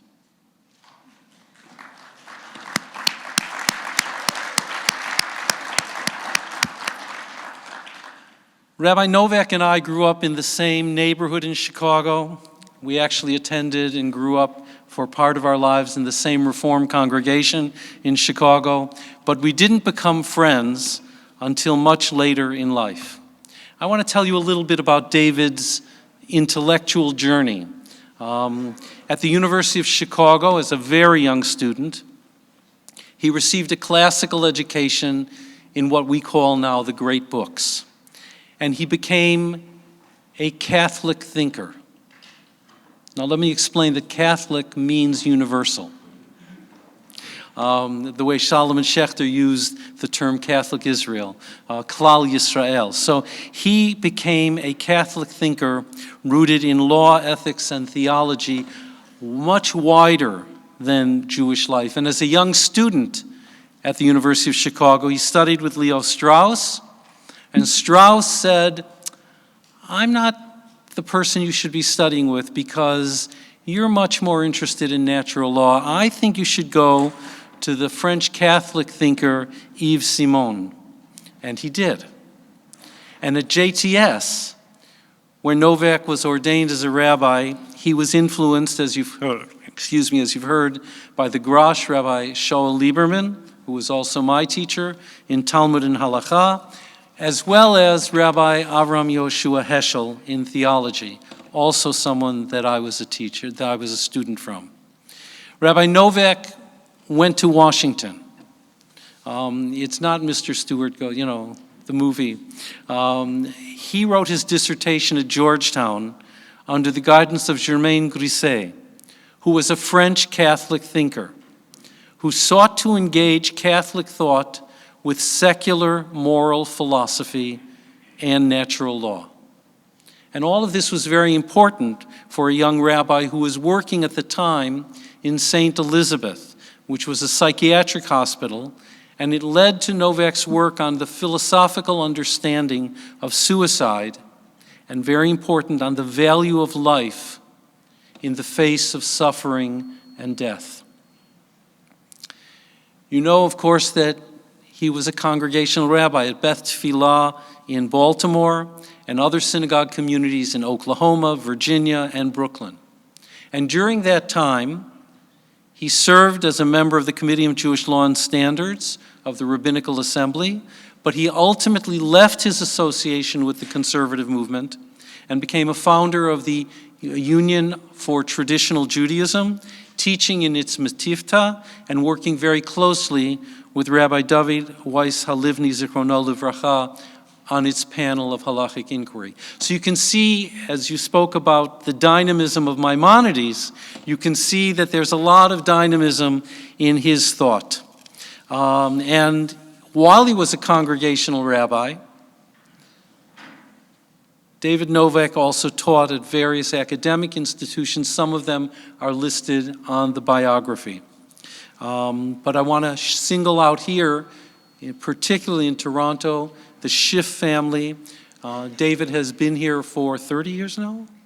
28, as the Schiff professor in religious studies and philosophy. And there's a member of the Schiff family here. Randy, where are you? Please stand up for a moment. We have much to thank the Schiff family for. Mishnah Avot reminds us that teachers of Torah ha'amidu talmidim chachamim, and Dr. Novak has raised many students who have gone on to teach at universities all across North America. You are one of his students. I also wrote my doctorate, and he was one of my readers. And in addition, as you've heard, to university research and teaching, he's retained an interest in Amcha, in teaching the general Jewish community at Shar Shemayim, and his weekly Talmud class, which has been going on, I think, not 30 years, but 25. 28. Okay. But I want to tell you something about his interest in natural law, because it led to the exploration of the 7 mitzvot of B'nai Noach, and to look analytically at the image of the non-Jew in law and theology. And following Rambam, he notes that jus gentium stems from a divine will, not just wisdom, with universal implications that disclose divine wisdom. And as a halachist, we might say that Novak is a positivist, but he also channels Ramban and natural law as an undergirding for halakha. I think I'm not incorrect in this, although he demurs. His interests always included social ethics, asking, and this goes back to one of his original teachers, what Judaism has to contribute to moral philosophy and societal good.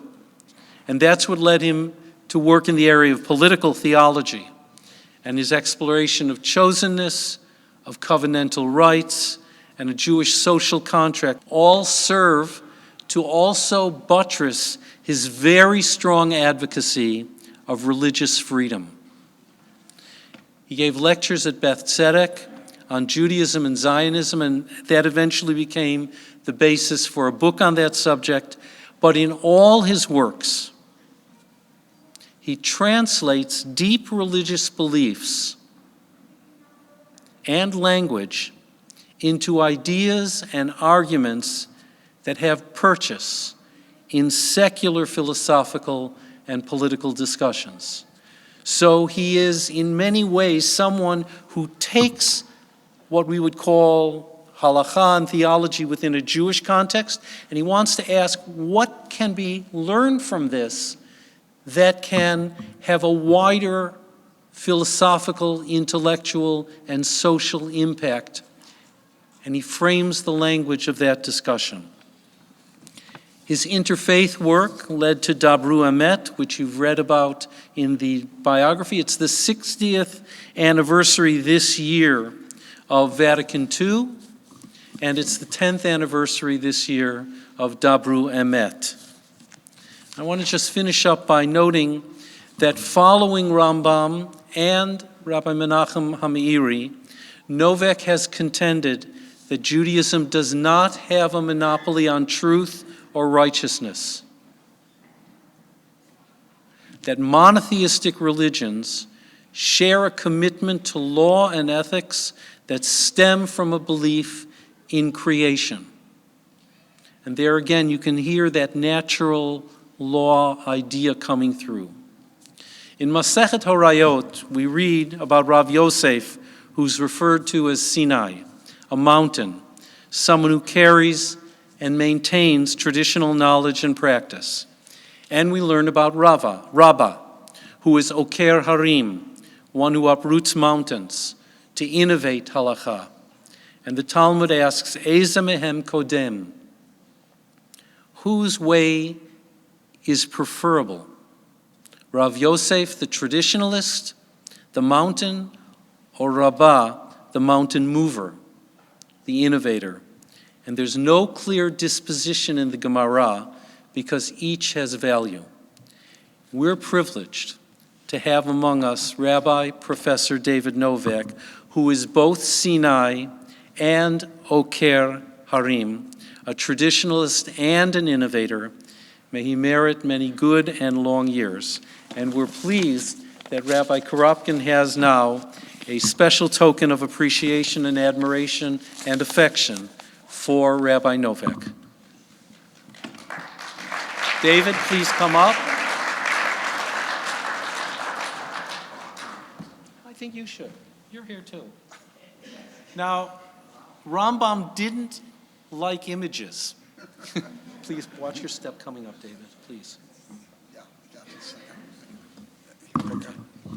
Oh, thank you. I'd like to thank Marc Mitkowitz for arranging for this award. It reads, and it's got a beautiful 3D, what would you call it? A hologram of the Rambam, or at least what we believe he looked like. And it's, some people believe he looked like. and it's for a lifetime of scholarship and Jewish leadership to Dr. David Novak, Professor Emeritus of Jewish Studies and Philosophy, U of T, presented in gratitude at Bayit Congregation, January 18th, 2025. Thank you. It's very heavy. Yeah, let me set it down on the table there. This is like a chasana, you give the ketubah back right away. Watch your step. Wow.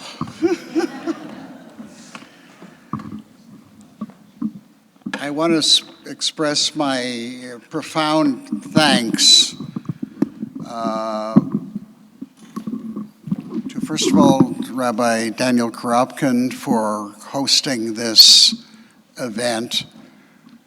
What a presence he is in our community as a rabbi and a scholar. His excellent translation of Yehuda Halevi's Kuzari is a testament to that. And I just learned that the person who granted him smicha, his rabbinic ordination, the late Harav Gaon, Rabbi Yaakov Yitzchak Ruderman, was the chaver in Slobodka of my teacher Hagaon, Rabbi Shaul Lieberman.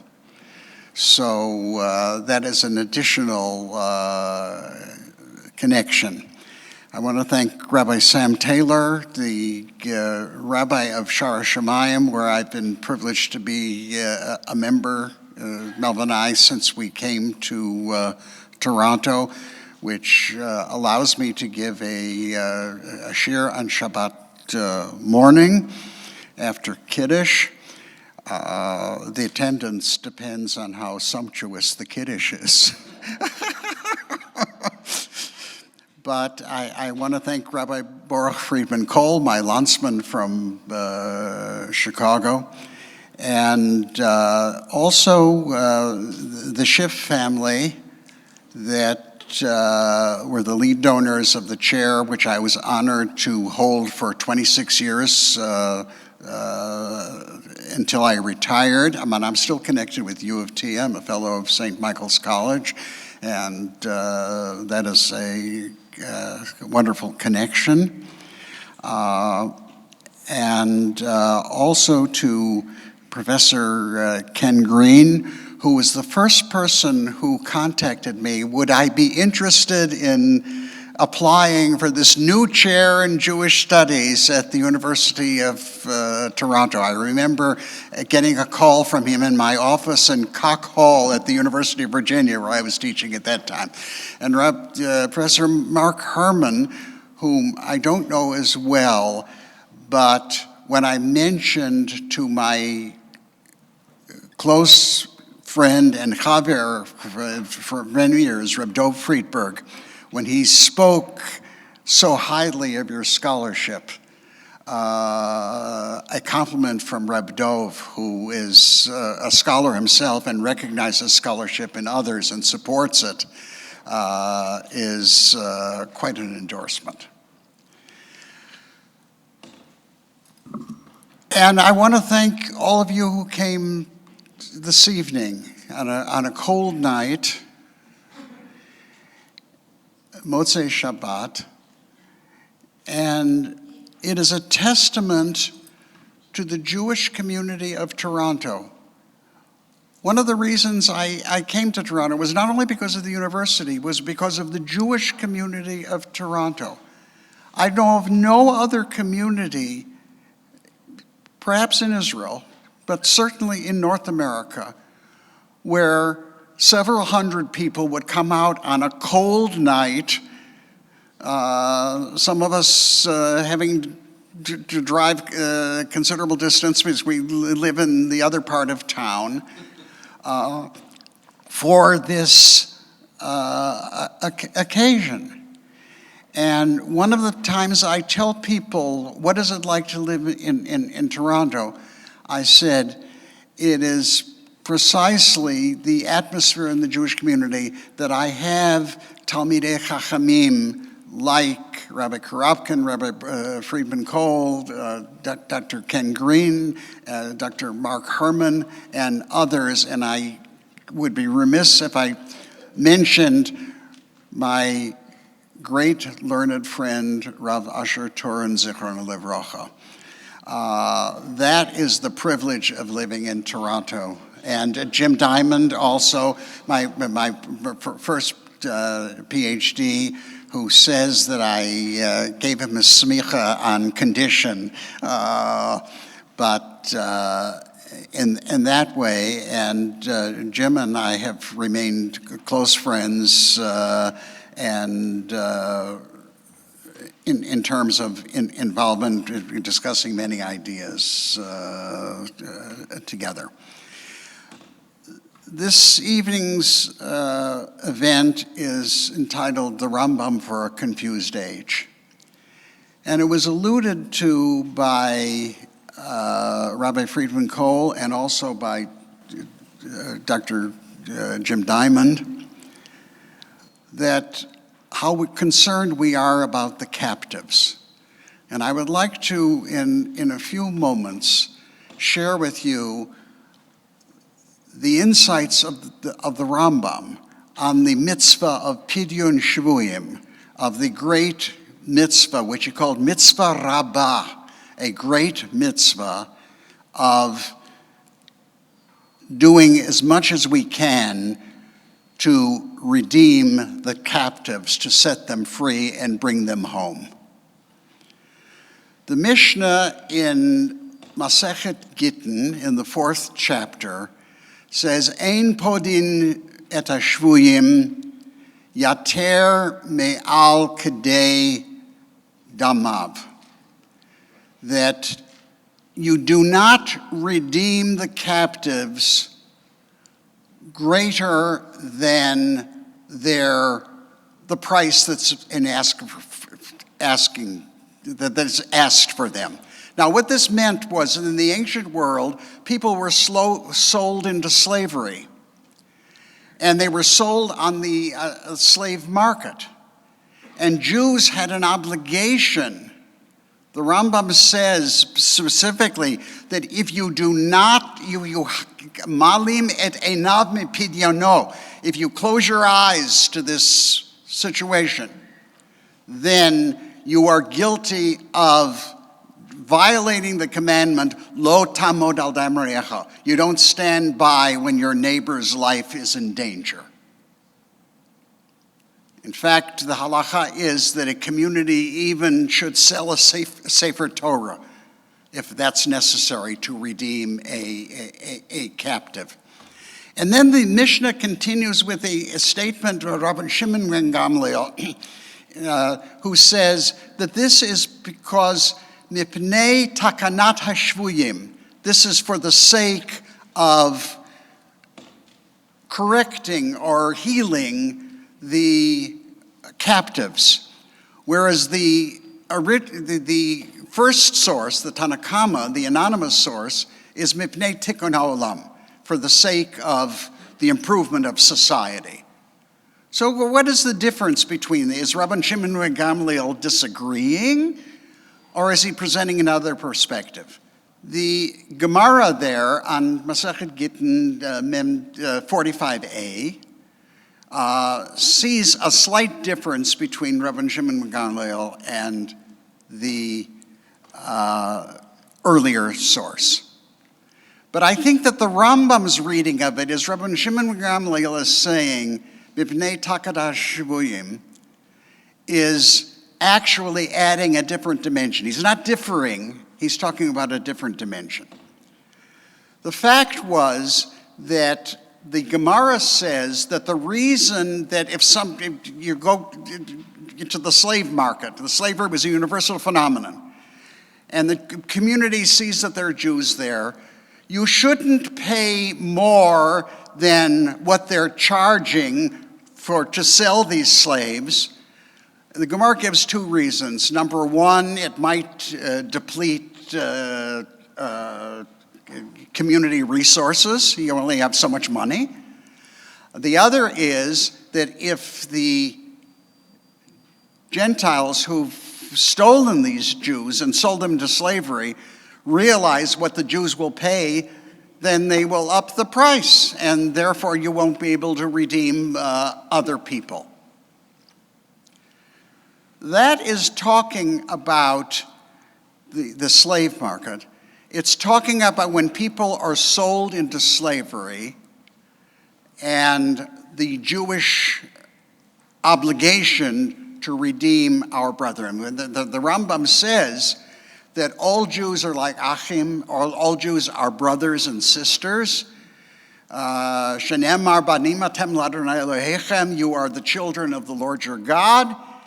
And he says there, he said, if a brother cannot redeem a brother, who can the brother look to for resurrection? If your own family can't rescue you or refuses to rescue you, whom can you rely upon?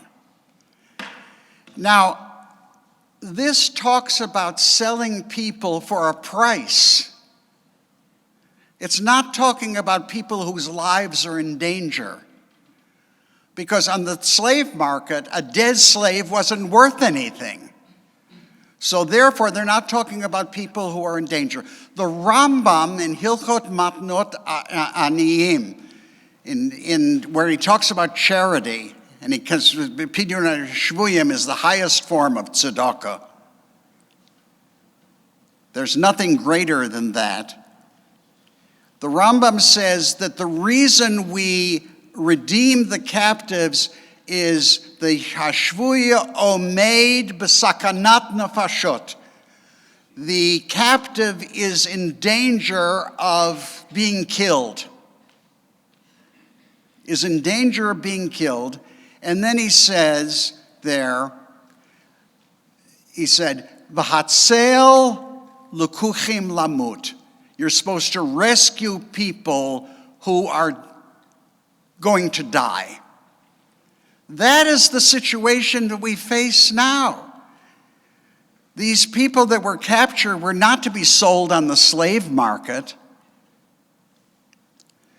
They were to be held, and they're in danger of their lives. We don't know how many of them are still alive. So what the Rambam was saying is that these considerations of how much money you should spend and whatever are not applicable when the lives of those captured are in imminent danger of being killed. In that case, the considerations of money, the considerations of future consequences is that your brother and your sister should live with you. That is the first order of business. And therefore, what the Rambam adds is that Rabban Shimon ben Gamliel says, Mipnei takanat hashvuyim. It's not a question of political considerations or financial considerations. Our first task is to redeem the captives, irrespective of what it entails. Now, the Rambam there also says that if you close your eyes to this, then you violate lo tamod al merecha. You've stood idly by when your neighbor's life is in imminent danger. But the laws of how much you have to expose yourself to danger to rescue somebody else is dealt with by a number of Balei Halacha, especially the Radbaz, Rabbi David ibn Abi Zimra, who 250 years later than the Rambam was the rabbi in the same community in Fustat in Egypt that the Rambam had been in, and a great commentator on the Rambam. He says, it is a judgment call. You basically, according to the halacha, you're supposed to take some risk, safek sakana, but you don't have to be in a situation to rescue somebody else where it's likely that you yourself are going to be killed. But the Rambam doesn't make that caveat when he talks about Pidyon Shvuyim. And therefore, one of the tasks of Maimonidean scholars is the Rambam doesn't write footnotes. So where did he get this notion? He doesn't have the proviso that it's only a question of how dangerous it is to you. That is the halacha for normal people. But there is what Talmud Yerushalmi, the lesser-known Talmud, after all, Talmud of Reb Shaul Lieberman, so I have to quote the Yerushalmi. The Yerushalmi presents an interesting case of where a captive was redeemed, even when the rescuer thought that it was likely he was to be killed. The Talmud Yerushalmi at the end of the 8th chapter of Masechet Trumot says that a certain Reb Imi was Itzayed B'Sifsifei. He was captured in a very dangerous place. And Rabbi Yochanan Bar Napacha said, Yachrich B'Sdinono. He said, prepare his crowds for him. He's a goner.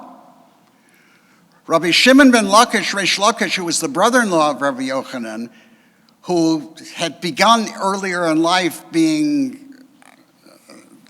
a gangster or a gladiator or whatever, he was a tough guy. He said, basically, I'm going to rescue him. He said, Ana Katil, Ana Katlina. He said, I'm going to either kill them, the captors, the people who captured them, or I'm going to be killed. And that's what the Yerushalmi refers to as a Mishnat Hasidim. This is above and beyond the letter of the law. It's not something we can demand of ordinary people. We can't say that if you didn't do it, you committed a sin, but we praise you for doing that. And Reish Lakish said, I'm going to Ezel v'eshiziv le chayala. I'm going to go with an army. Sounds familiar? I'm going to go with an army and rescue them, even though it's very likely I'm going to be killed in the process. This is what the Rambam had to say. And this is what despite all of the debates, that our Reshit Smicha Gulatena, the beginning of our redemption, that Professor Diamond spoke of the regaining of Jewish sovereignty, has enabled us, with the help of God, enabled us to follow Mishnat Hasidim, the above and beyond the letter of the law, to redeem our brothers and sisters who, if they can't rely on us, who can they rely upon? That is what the Rambam has to say in Inyana Diyoma, the very question that we are facing and are so perplexed by, and have some hope that there will be some kind of resolution. Thank you.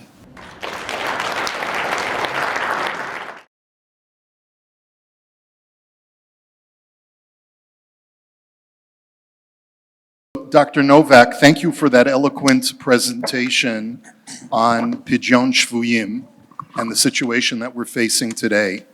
I think that taking that in concert with what Professor Diamond was talking about is, I think, is especially important for us to think about. Again, what we're trying to do is make the Rambam contemporary for today, and you certainly did that. Dr. Diamond, your contention that we are not in Messianic times is certainly validated by the lack of evidence.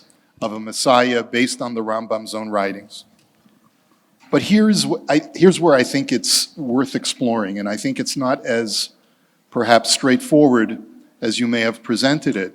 You know, when we say, and I say we, and I'll explain what I mean, we say at the Bayit the prayer for the state of Israel every Shabbat, and we call it Reshit Smichat Gulatenu. It is the first of the sprouting of our redemption.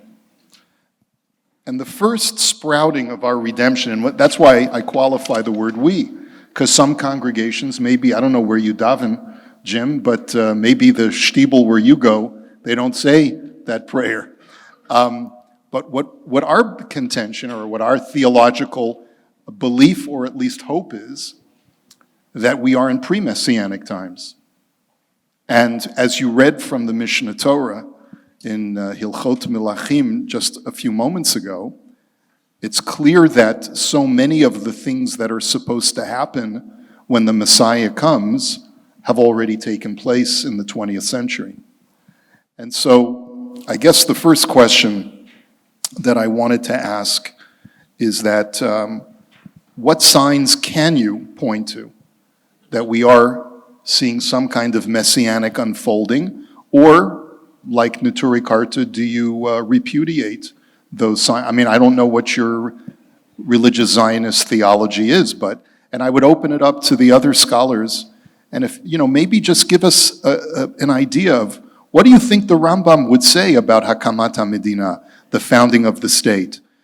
When he talks about a king, does it have to be a monarch? Can it be a government? Can it be a secular government that will eventually, hopefully, morph into something else, will evolve just as the world is in the process of evolution, so that we look forward to a Binyan Beit HaMikdash? And just tell us where you think the Rambam would look at the world as it is today, please. Well, I guess I'll answer first, since I talked about Mashiach. So I didn't mean to say, I'm a very, hardcore Zionist, except I don't live in Israel. But aside from that, I think I was arguing that, you can't read the Rambam unless you read him as an activist. You can't sit back and just passively wait for it. So you're right. I think that the Rambam, again, it's hard to say, you speculate, but I think had he lived today, I think Malchus, probably he would be open to translating that into some kind of independent sovereignty for Jews. So I think that there is some accomplishment already on the way. Remember, Reshit Smichat Gulatenu is just the beginning. So when I was talking about, I don't see the checklist complete, but I do see part of the checklist.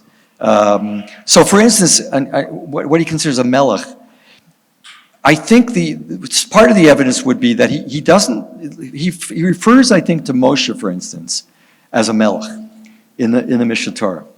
So clearly there, he did not consider, Moshe being from the descendants of David. He did not consider Moshe as being somehow, he didn't even set up a state. So Moshe was a liberator. Moshe was a political liberator. And so the fact that he considered him a melech might open the door to other forms of sovereignty rather than a monarchy, because that wasn't strictly a monarchy. So the Rambam, as you pointed out with Ken pointed out with Korbanos, with the fact that, he was a student of history. He understood that history evolves. He understood that science evolves. He understood that human nature evolves. And he understood that the law evolves too. So if Korbanos could evolve into tefillah, prayer, as a better means of communicating with God, and that actually evolving, he says this in Moreh Nevuchim, into silent contemplation, which would even be better, then I think certainly when it comes to a political form of governance, he would be open, to some different kind of sovereignty. So I think that we're partially there, but not. We have a long way to go. We have a long way to go. Gentlemen?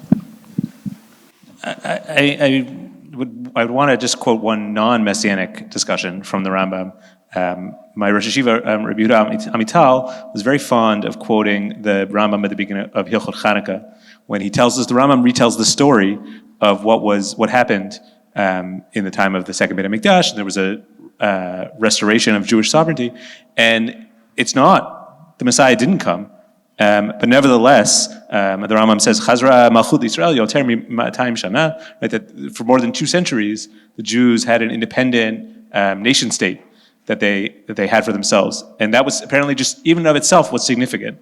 So the Rambam in Hilchot Malachim that Jim quoted, and some other person he didn't quote, mentions many times that we don't have a tradition about what the Messiah is going to look like. And for that reason, he says many debates arise about how it's going to look. And ultimately, he says we can't really know what will happen in the future and how it will come about. But I think from this passage in Hilchot Chanukah, we see that there is nevertheless value in Jewish sovereignty and Jewish political independence, with all the complications that brings, but also all of the opportunities. So whether or not, exactly how it fits, the Rambam might, I don't know what the Rambam exactly would say, but he might say, Ein lanu hachreya, right? We don't have any way to know exactly. But nevertheless, there is significance of Jewish sovereignty. The only thing I'd add, and it's just a footnote, is that when you look at the Rambam looks at kings, he gives a lot of leeway to their secular powers. Yes, they have religious obligations, but they also have a lot of freedom to operate in the normal political military means that kings have to operate in. So I think in that sense, he understands the state, if you call the king the state, as a more or less secular entity, which has its own rules that it operates by. Doesn't mean he doesn't have expectations of it, but so I think a secular state of Israel would not have bothered him. I think he would have wanted certain things in the future, and as you talk about evolution and such, the direction which he would have wanted to go. But a secular state is a perfectly acceptable thing, I think, in the way he talks about our past. Okay. There's a sparse amount of information. I don't know if you'll agree with that, as far as the Rambam's political philosophy. As a matter of fact, one scholar observed that the Rambam Shmona Prakim, the introduction that he gives to Pirkei Avot, is almost a copy of someone who he had great regard for, was Muhammad al-Farabi, with the exception of Farabi's extensive political philosophy. And it seems like the Rambam was exclusively focused on the development of the individual, almost all the time. Clearly, he does engage in political structure in very, very sparse places in the Guide and in Mishnah Torah. But the question is, why do you think that is? Is it because he viewed himself as a pre-Messianic scholar who really couldn't touch on those issues? Or was there something else that was inhibiting from discussing political philosophy? He lives in a Muslim world where the political philosophy is clearly Platonic, the philosopher king, and rulership by the person who is endowed by God to be the superior individual, anti-democratic. But at the same time, do you think that he was driven by that, or do you think there was something else there? I think political philosophy infuses everything that he writes. He's always thinking on that level, including the way he viewed himself. I mean, I think he saw that as an intrinsic part of the Jewish tradition from the beginning. And he didn't perhaps write any independent treatises, maybe, but the fact that he identified himself with Farabi, who was, in the history of philosophy, was the man who insisted on the political interpretation of Plato. So, I mean, we're talking about a man who took that side of thought and its part of life very seriously, and I think he applied it to everything that he did. And I think his hopes were for, as I think Jim talked about, for political restoration. So you can read a lot of his texts both religiously and politically at the same time. Just I knew Ken would be the proper one to talk about this because we get into Strauss on this issue. But just in terms of what he thought of politicians, and this, science has developed and progressed, but human nature hasn't. And when you look around the world and you look at politicians, his description of various types of people, when he gets to politicians, he says governors of cities, legislators, he groups them with soothsayers, dreamers of dreams, who operate and apply their imagination with no clear thinking, and so they're mistaken about everything. Moshe, on the other hand, of course, was clear in all that stuff. But I think what he was clear in was his idea, and what he would say today is, in terms of the politicians, I think that what he said is absolutely right. And I would say, just again, going back to Moshe as I think the ideal politician, I suppose, as well as the ideal religious figure, is the one quality that we know, and it's rare for Tanakh to actually describe a characteristic of anybody. But it describes a characteristic of Moshe, one characteristic, which is Va'ish Moshe anav ma'od mikol adam.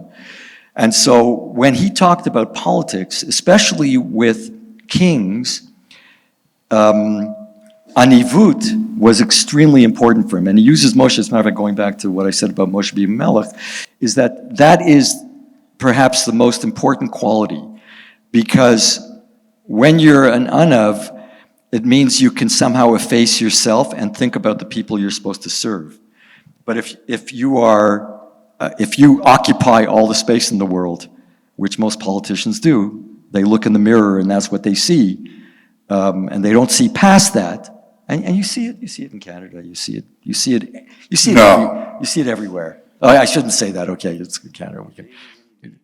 Yeah, you see it everywhere. You see it everywhere. But anivut, and for him in politics, it also has its religious problems, because if you don't have anivut, then when you look at the king, that's all you see. You don't see anything beyond the king. That is, the king projects a presence of God, a godlike presence. So it has actually idolatrous implications. So I would just add that to Ken in terms of what he would think of politicians today is the same thing he said in the guide. And so they need not just imagination. You need imagination, but you need a clarity of thought that goes beyond thinking about yourself. It goes to the philosopher king. Exactly. Yeah. Exactly. Yeah, I mean, again, I think this is not my field of expertise. I would only add that the Rambam, more than many other Rishonim, has very, very harsh words for those who exclude themselves from the community, right? Even though he is very focused on the individual success, he writes in the guide, I'm really writing for one in, many, many thousands of students who, could really understand me. But nevertheless, the Rambam, despite his elitism, has extraordinarily harsh words for those who would separate from the community, right? He doesn't really believe that that one can do such a thing. Certainly the vast majority of us should never do such a thing, to separate from the community. And this elitism is tempered by, I think, a responsibility. And Rabbi Friedman Kohl and Professor Novak both mentioned the Rambam's own individual communal activities, particularly, let's say, in Pidyon Shvuim. It seems that when the Rambam shows up in Egypt, right, he's an outsider.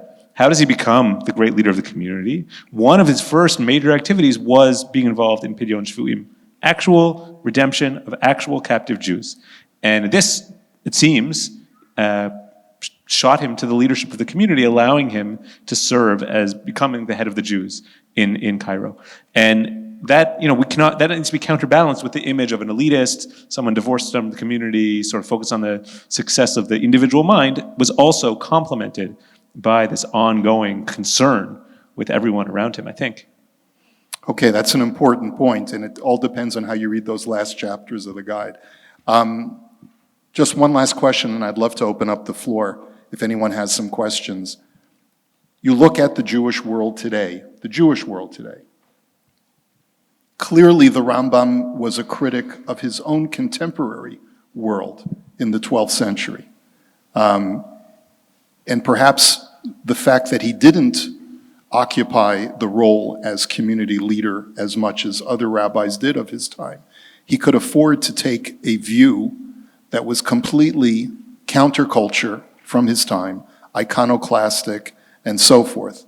The Rambam looks at the world. He's magically transported to the 21st century in Israel, in Yerushalayim, in Toronto, New York, Florida, Los Angeles, and he sees what we're teaching our children. He sees what's going on in our shuls. He sees the communal infrastructures. What is his reaction? Is he going to recoil in horror, or is he going to shep naches? What is he going to be proud of? What is he going to be disdainful of?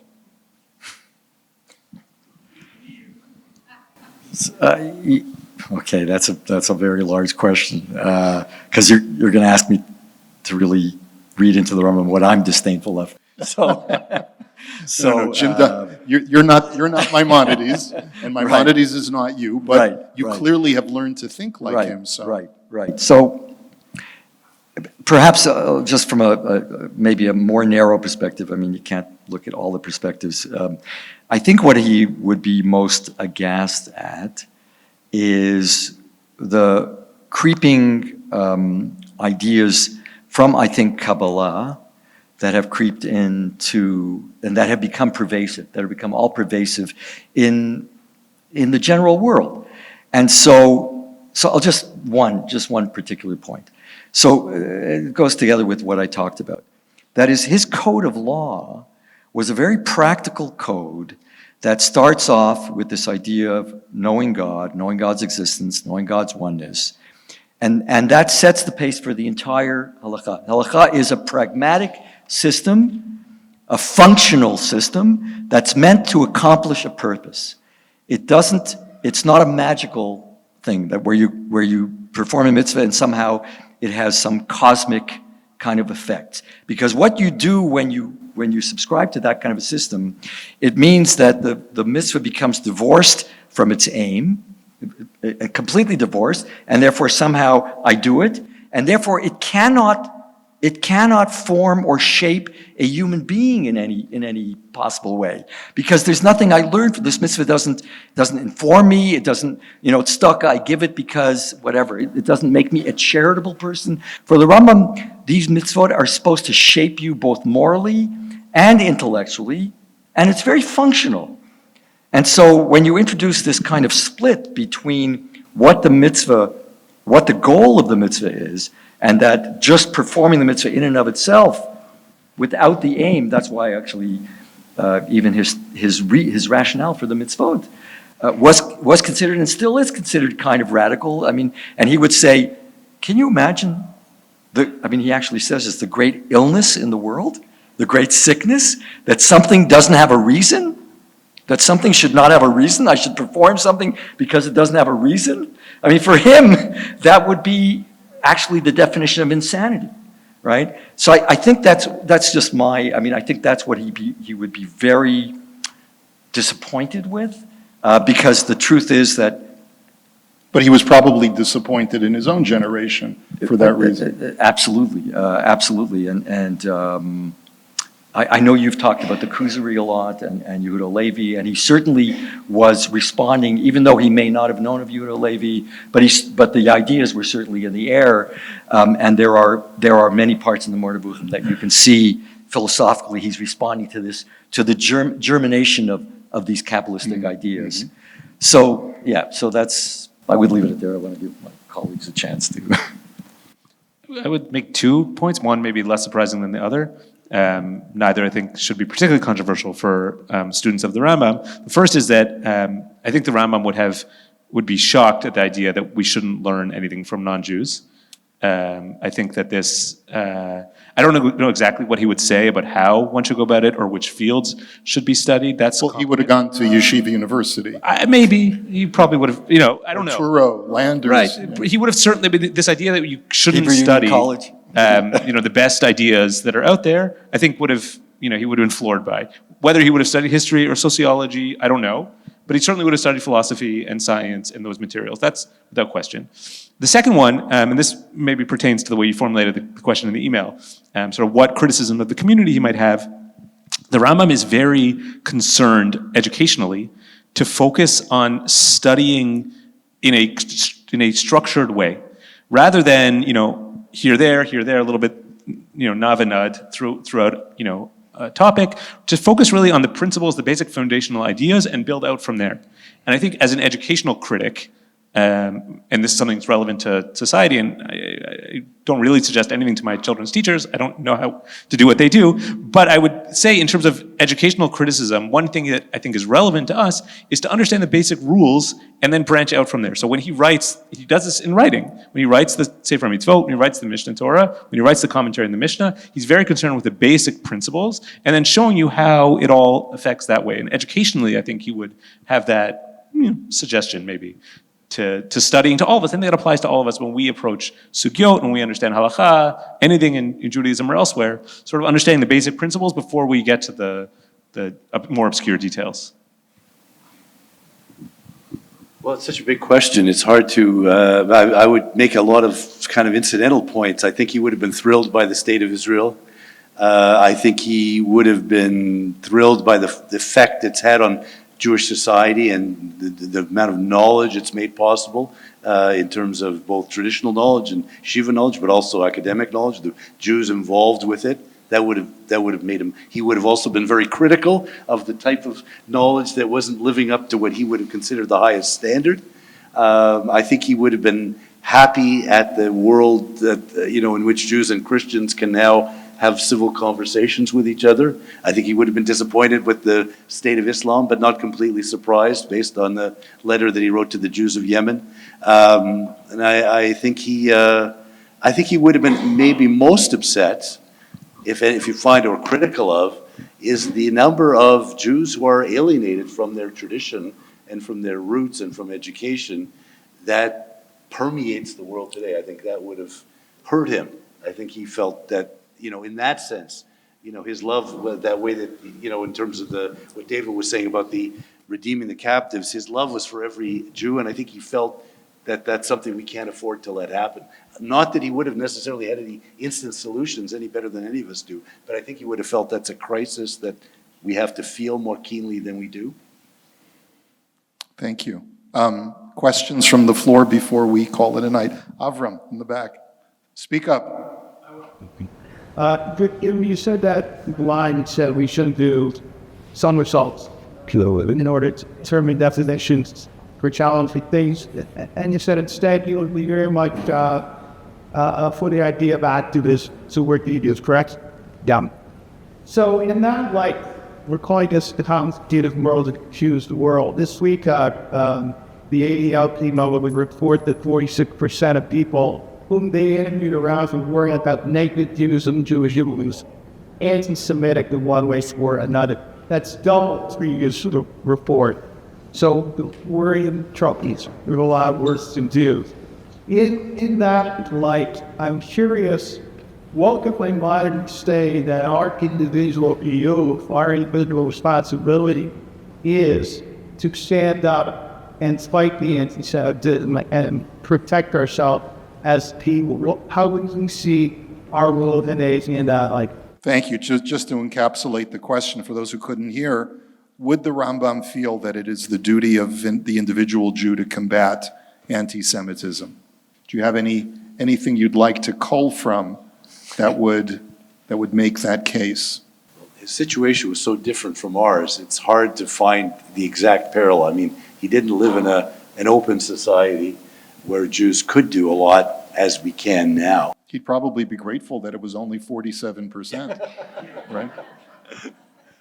But I think he was conscious that this is part of our responsibility. I think he felt that that's not our topmost obligation, but it certainly is an important one.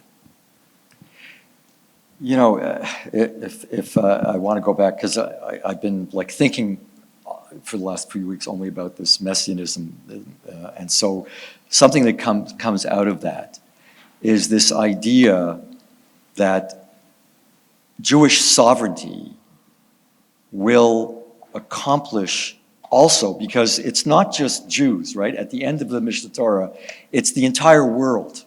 The entire world will be engaged in the enterprise that the Messianic king, right, introduces an environment within which the enterprise, Jews will be involved in this enterprise to know the truth and the entire world will. So how that's accomplished, for me, it can only be that the Rambam thinks that by Jews kind of establishing this sovereign territory and ultimately bringing it to its fruition will actually gain the interest and respect of the world. That is by backing away from it. So I just want to say from a personal point of view, what's going on among our colleagues, okay, Ken knows this well too, in the academy, right, is the complete opposite of what the Rambam would, I think, envisage. That is, the trend in Jewish studies colleagues, is anti-Israel. By the way, I have this conversation with lots of people. I don't mean on the left, I don't mean criticizing Israel for their policies. I mean anti-Zionism, right? Which has become a dirty word, right? But anti-Zionism, meaning anti the establishment of the state of Israel as a homeland for Jews. The leading scholar in Talmud in the world, arguably, but pretty well recognized, the leading scholar in the world who taught at Berkeley and probably put out more PhDs than any other scholar, with a kippah, with tzitzis and, I don't know, hanging out, I don't know, whatever, wrote a book recently called The No-State Solution.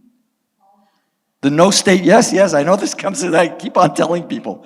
This is Daniel Boyarin, yeah, I could say his name, it's not Lashon Hara, you would be proud of it. But I would say that the Rambam would say, what you have done is to actually just encourage. They're just going to hate us more. They're just going to hate us more.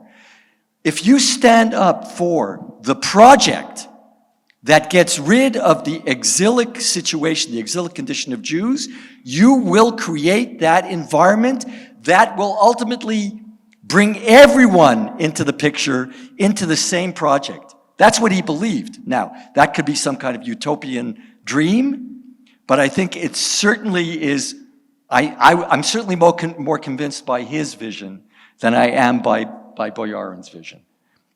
When I was going to write a review of his book once, but then I figured I'd had to read the whole thing. So I read the introduction. So I would rather be part of an universal ethical collective, as vulnerable as it may be, than a state that commits all these horrendous crimes. And then I'm thinking to myself, where is that ethical collective? If I can get a passport to it, I would love to join it. So the Rambam is very specific in this. What needs the respect, the joining with us of the rest of the world, is a sovereign state, whether it's a monarchy or it's a democracy. Okay, that we can discuss. But he certainly was very firm on that idea. That will get rid of anti-Semitism, not living with it and catering to what they think we are. That's my spiel. Yeah, if I could, just Avram, what you're hearing from Dr. Diamond is that the Rambam would probably not have taken to the streets. He would have used his own smarts to be able to demonstrate to the world what it is to be a Jew. Right. To live as a Jew, as an intellectual Jew, as an enlightened human being, is the best way to counteract anti-Semitism for the Rambam. Yes, please. One last question of the evening. Yes, please. Go ahead. Yeah. Yes. Stand up, please, if you don't mind. Okay. Hello. My question's for Dr. B. Why anyone would like to answer this, but I was very happy to hear that the letter to Yemen was brought out. In particular, I was thinking how in a time of crisis, a kind of instinctive feeling sometimes be to stress the similarities or the sharedness between the three Abrahamic faiths. We have a common versus what sects are suspect. But I was struck in the letter to Kenneth the distinction he makes is simply about Judaism versus Islamic Christianity. He says that the difference that ought to be stressed is that Judaism, that ours is a divine relation, theirs are like man-made progress.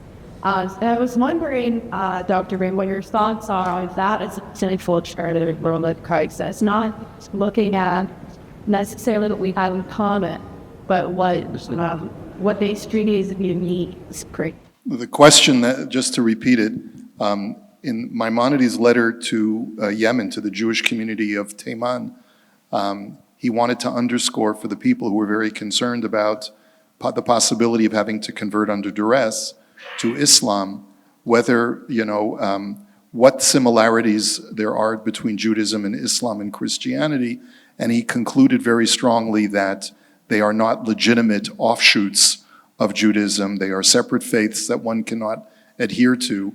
But at the same, so the question is that the Rambam's sort of outlook when Judaism is in crisis to distinguish Judaism from the other faiths? I think it has to be taken in tandem with what the Rambam writes in Hilchot Melachim about how God orchestrated the rise of Islam and Christianity as a way of getting the world to recognize Mashiach when he would eventually come. So, Dr. Ken, the question was for you. How would you respond to that?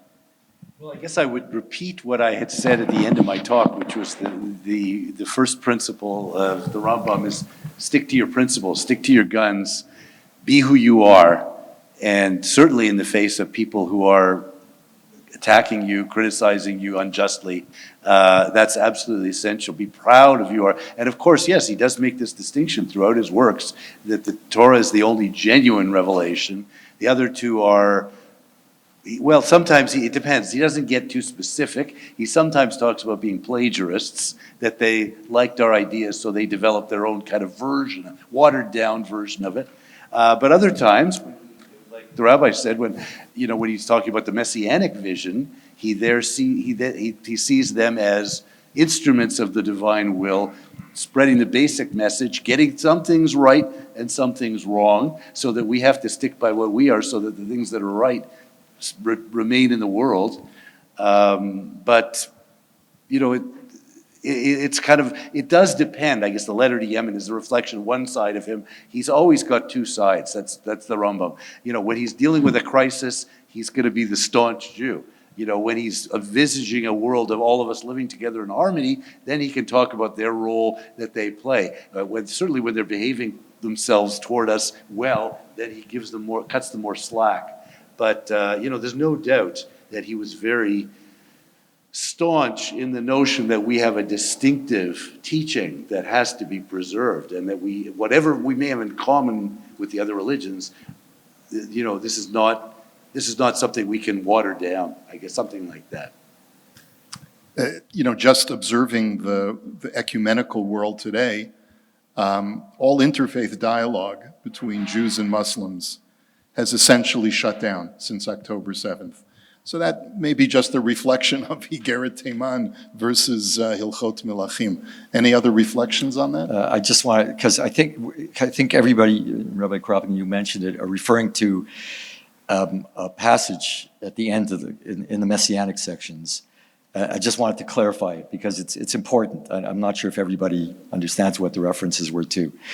And one of the reasons that a lot of people might not be familiar with it, because it was censored from many people are still operating with old editions of the Rambam. I have it too at home, that do not have these sections that you were referring to and that you were referring to. And he says the following, so I just want to make it clear, because it's extraordinary. I mean, it is extraordinary. And despite some of the derogatory things he says about Muhammad and Jesus, the positive things that he says are like just unbelievable for a medieval Jew in Fustat, in Old Cairo, in the 12th century, in the 12th, 13th century, to say this. He says that when he's talking about false messiahs, and he talks about Bar Kokhba not being somebody who could have been one, but didn't end up being one. And then he says there's others, Jesus and Muhammad, right? Jesus couldn't be the Messiah because the Messiah is supposed to bring peace and supposed to settle Jews, and Jews are supposed to have and he brought the opposite, right? Jews have been persecuted because of Christianity, and Muhammad as well. But then he says that they actually contributed a very positive thing. He says, liyasher et haderech, to straighten the path, to clear the path towards the Mashiach, because they brought into conversation talk about about one God, talk about commandments, even in their negation of the commandments, right? Even in the fact that we've superseded the commandments, the very fact that you're talking about it means that that's a positive thing. And these ideas of commandments, whether they're abrogated or whether they have some esoteric meaning or whatever, or whether they're still practical, is a positive thing. So ecumenism actually is in that. I mean, I don't think he meant it in the full sense of ecumenism, but it is extraordinary that he says explicitly Jesus and Muhammad had this positive, right, positive stage, and maybe necessary, on the way to this full messianic realization. Yeah. Yeah, I mean, the only thing I would add to that is that despite, his personal suffering and his hardships that he faced, which he references in briefly in this letter to Yemen, he nevertheless was a ferocious reader, right? That we know that he read, anything he could get his hands on. Non-kosher literature, kosher literature. I mean, non-kosher meaning not, low literature, but the ideas of others he, considered very deeply, even those he disagreed with. He read with great care and had, insightful things to say about theology or whatever it was. And there was no boundary of, looking at something and saying, this is by definition, I'm not going to agree with it, therefore I can't even read it and comprehend it. It seems that he read everything and that he could get his hands on and digested it and thought about it critically without sort of dismissing it out of hand. So even when he disagreed with, reams and reams of Islamic literature, he nevertheless, I think, had mastery over many of its subfields. Thank you so much, Chevra. Dr. Novak, thank you so much for everything you do for our community, and God bless you and your wife and your Rebbitzin. Amen. Thank you to our scholars. Thank you, Dr. Herman, Dr. Green, Dr. Diamond. Ladies and gentlemen, thank you all for coming out. Let's do this again soon. Shavua Tov. Thank you.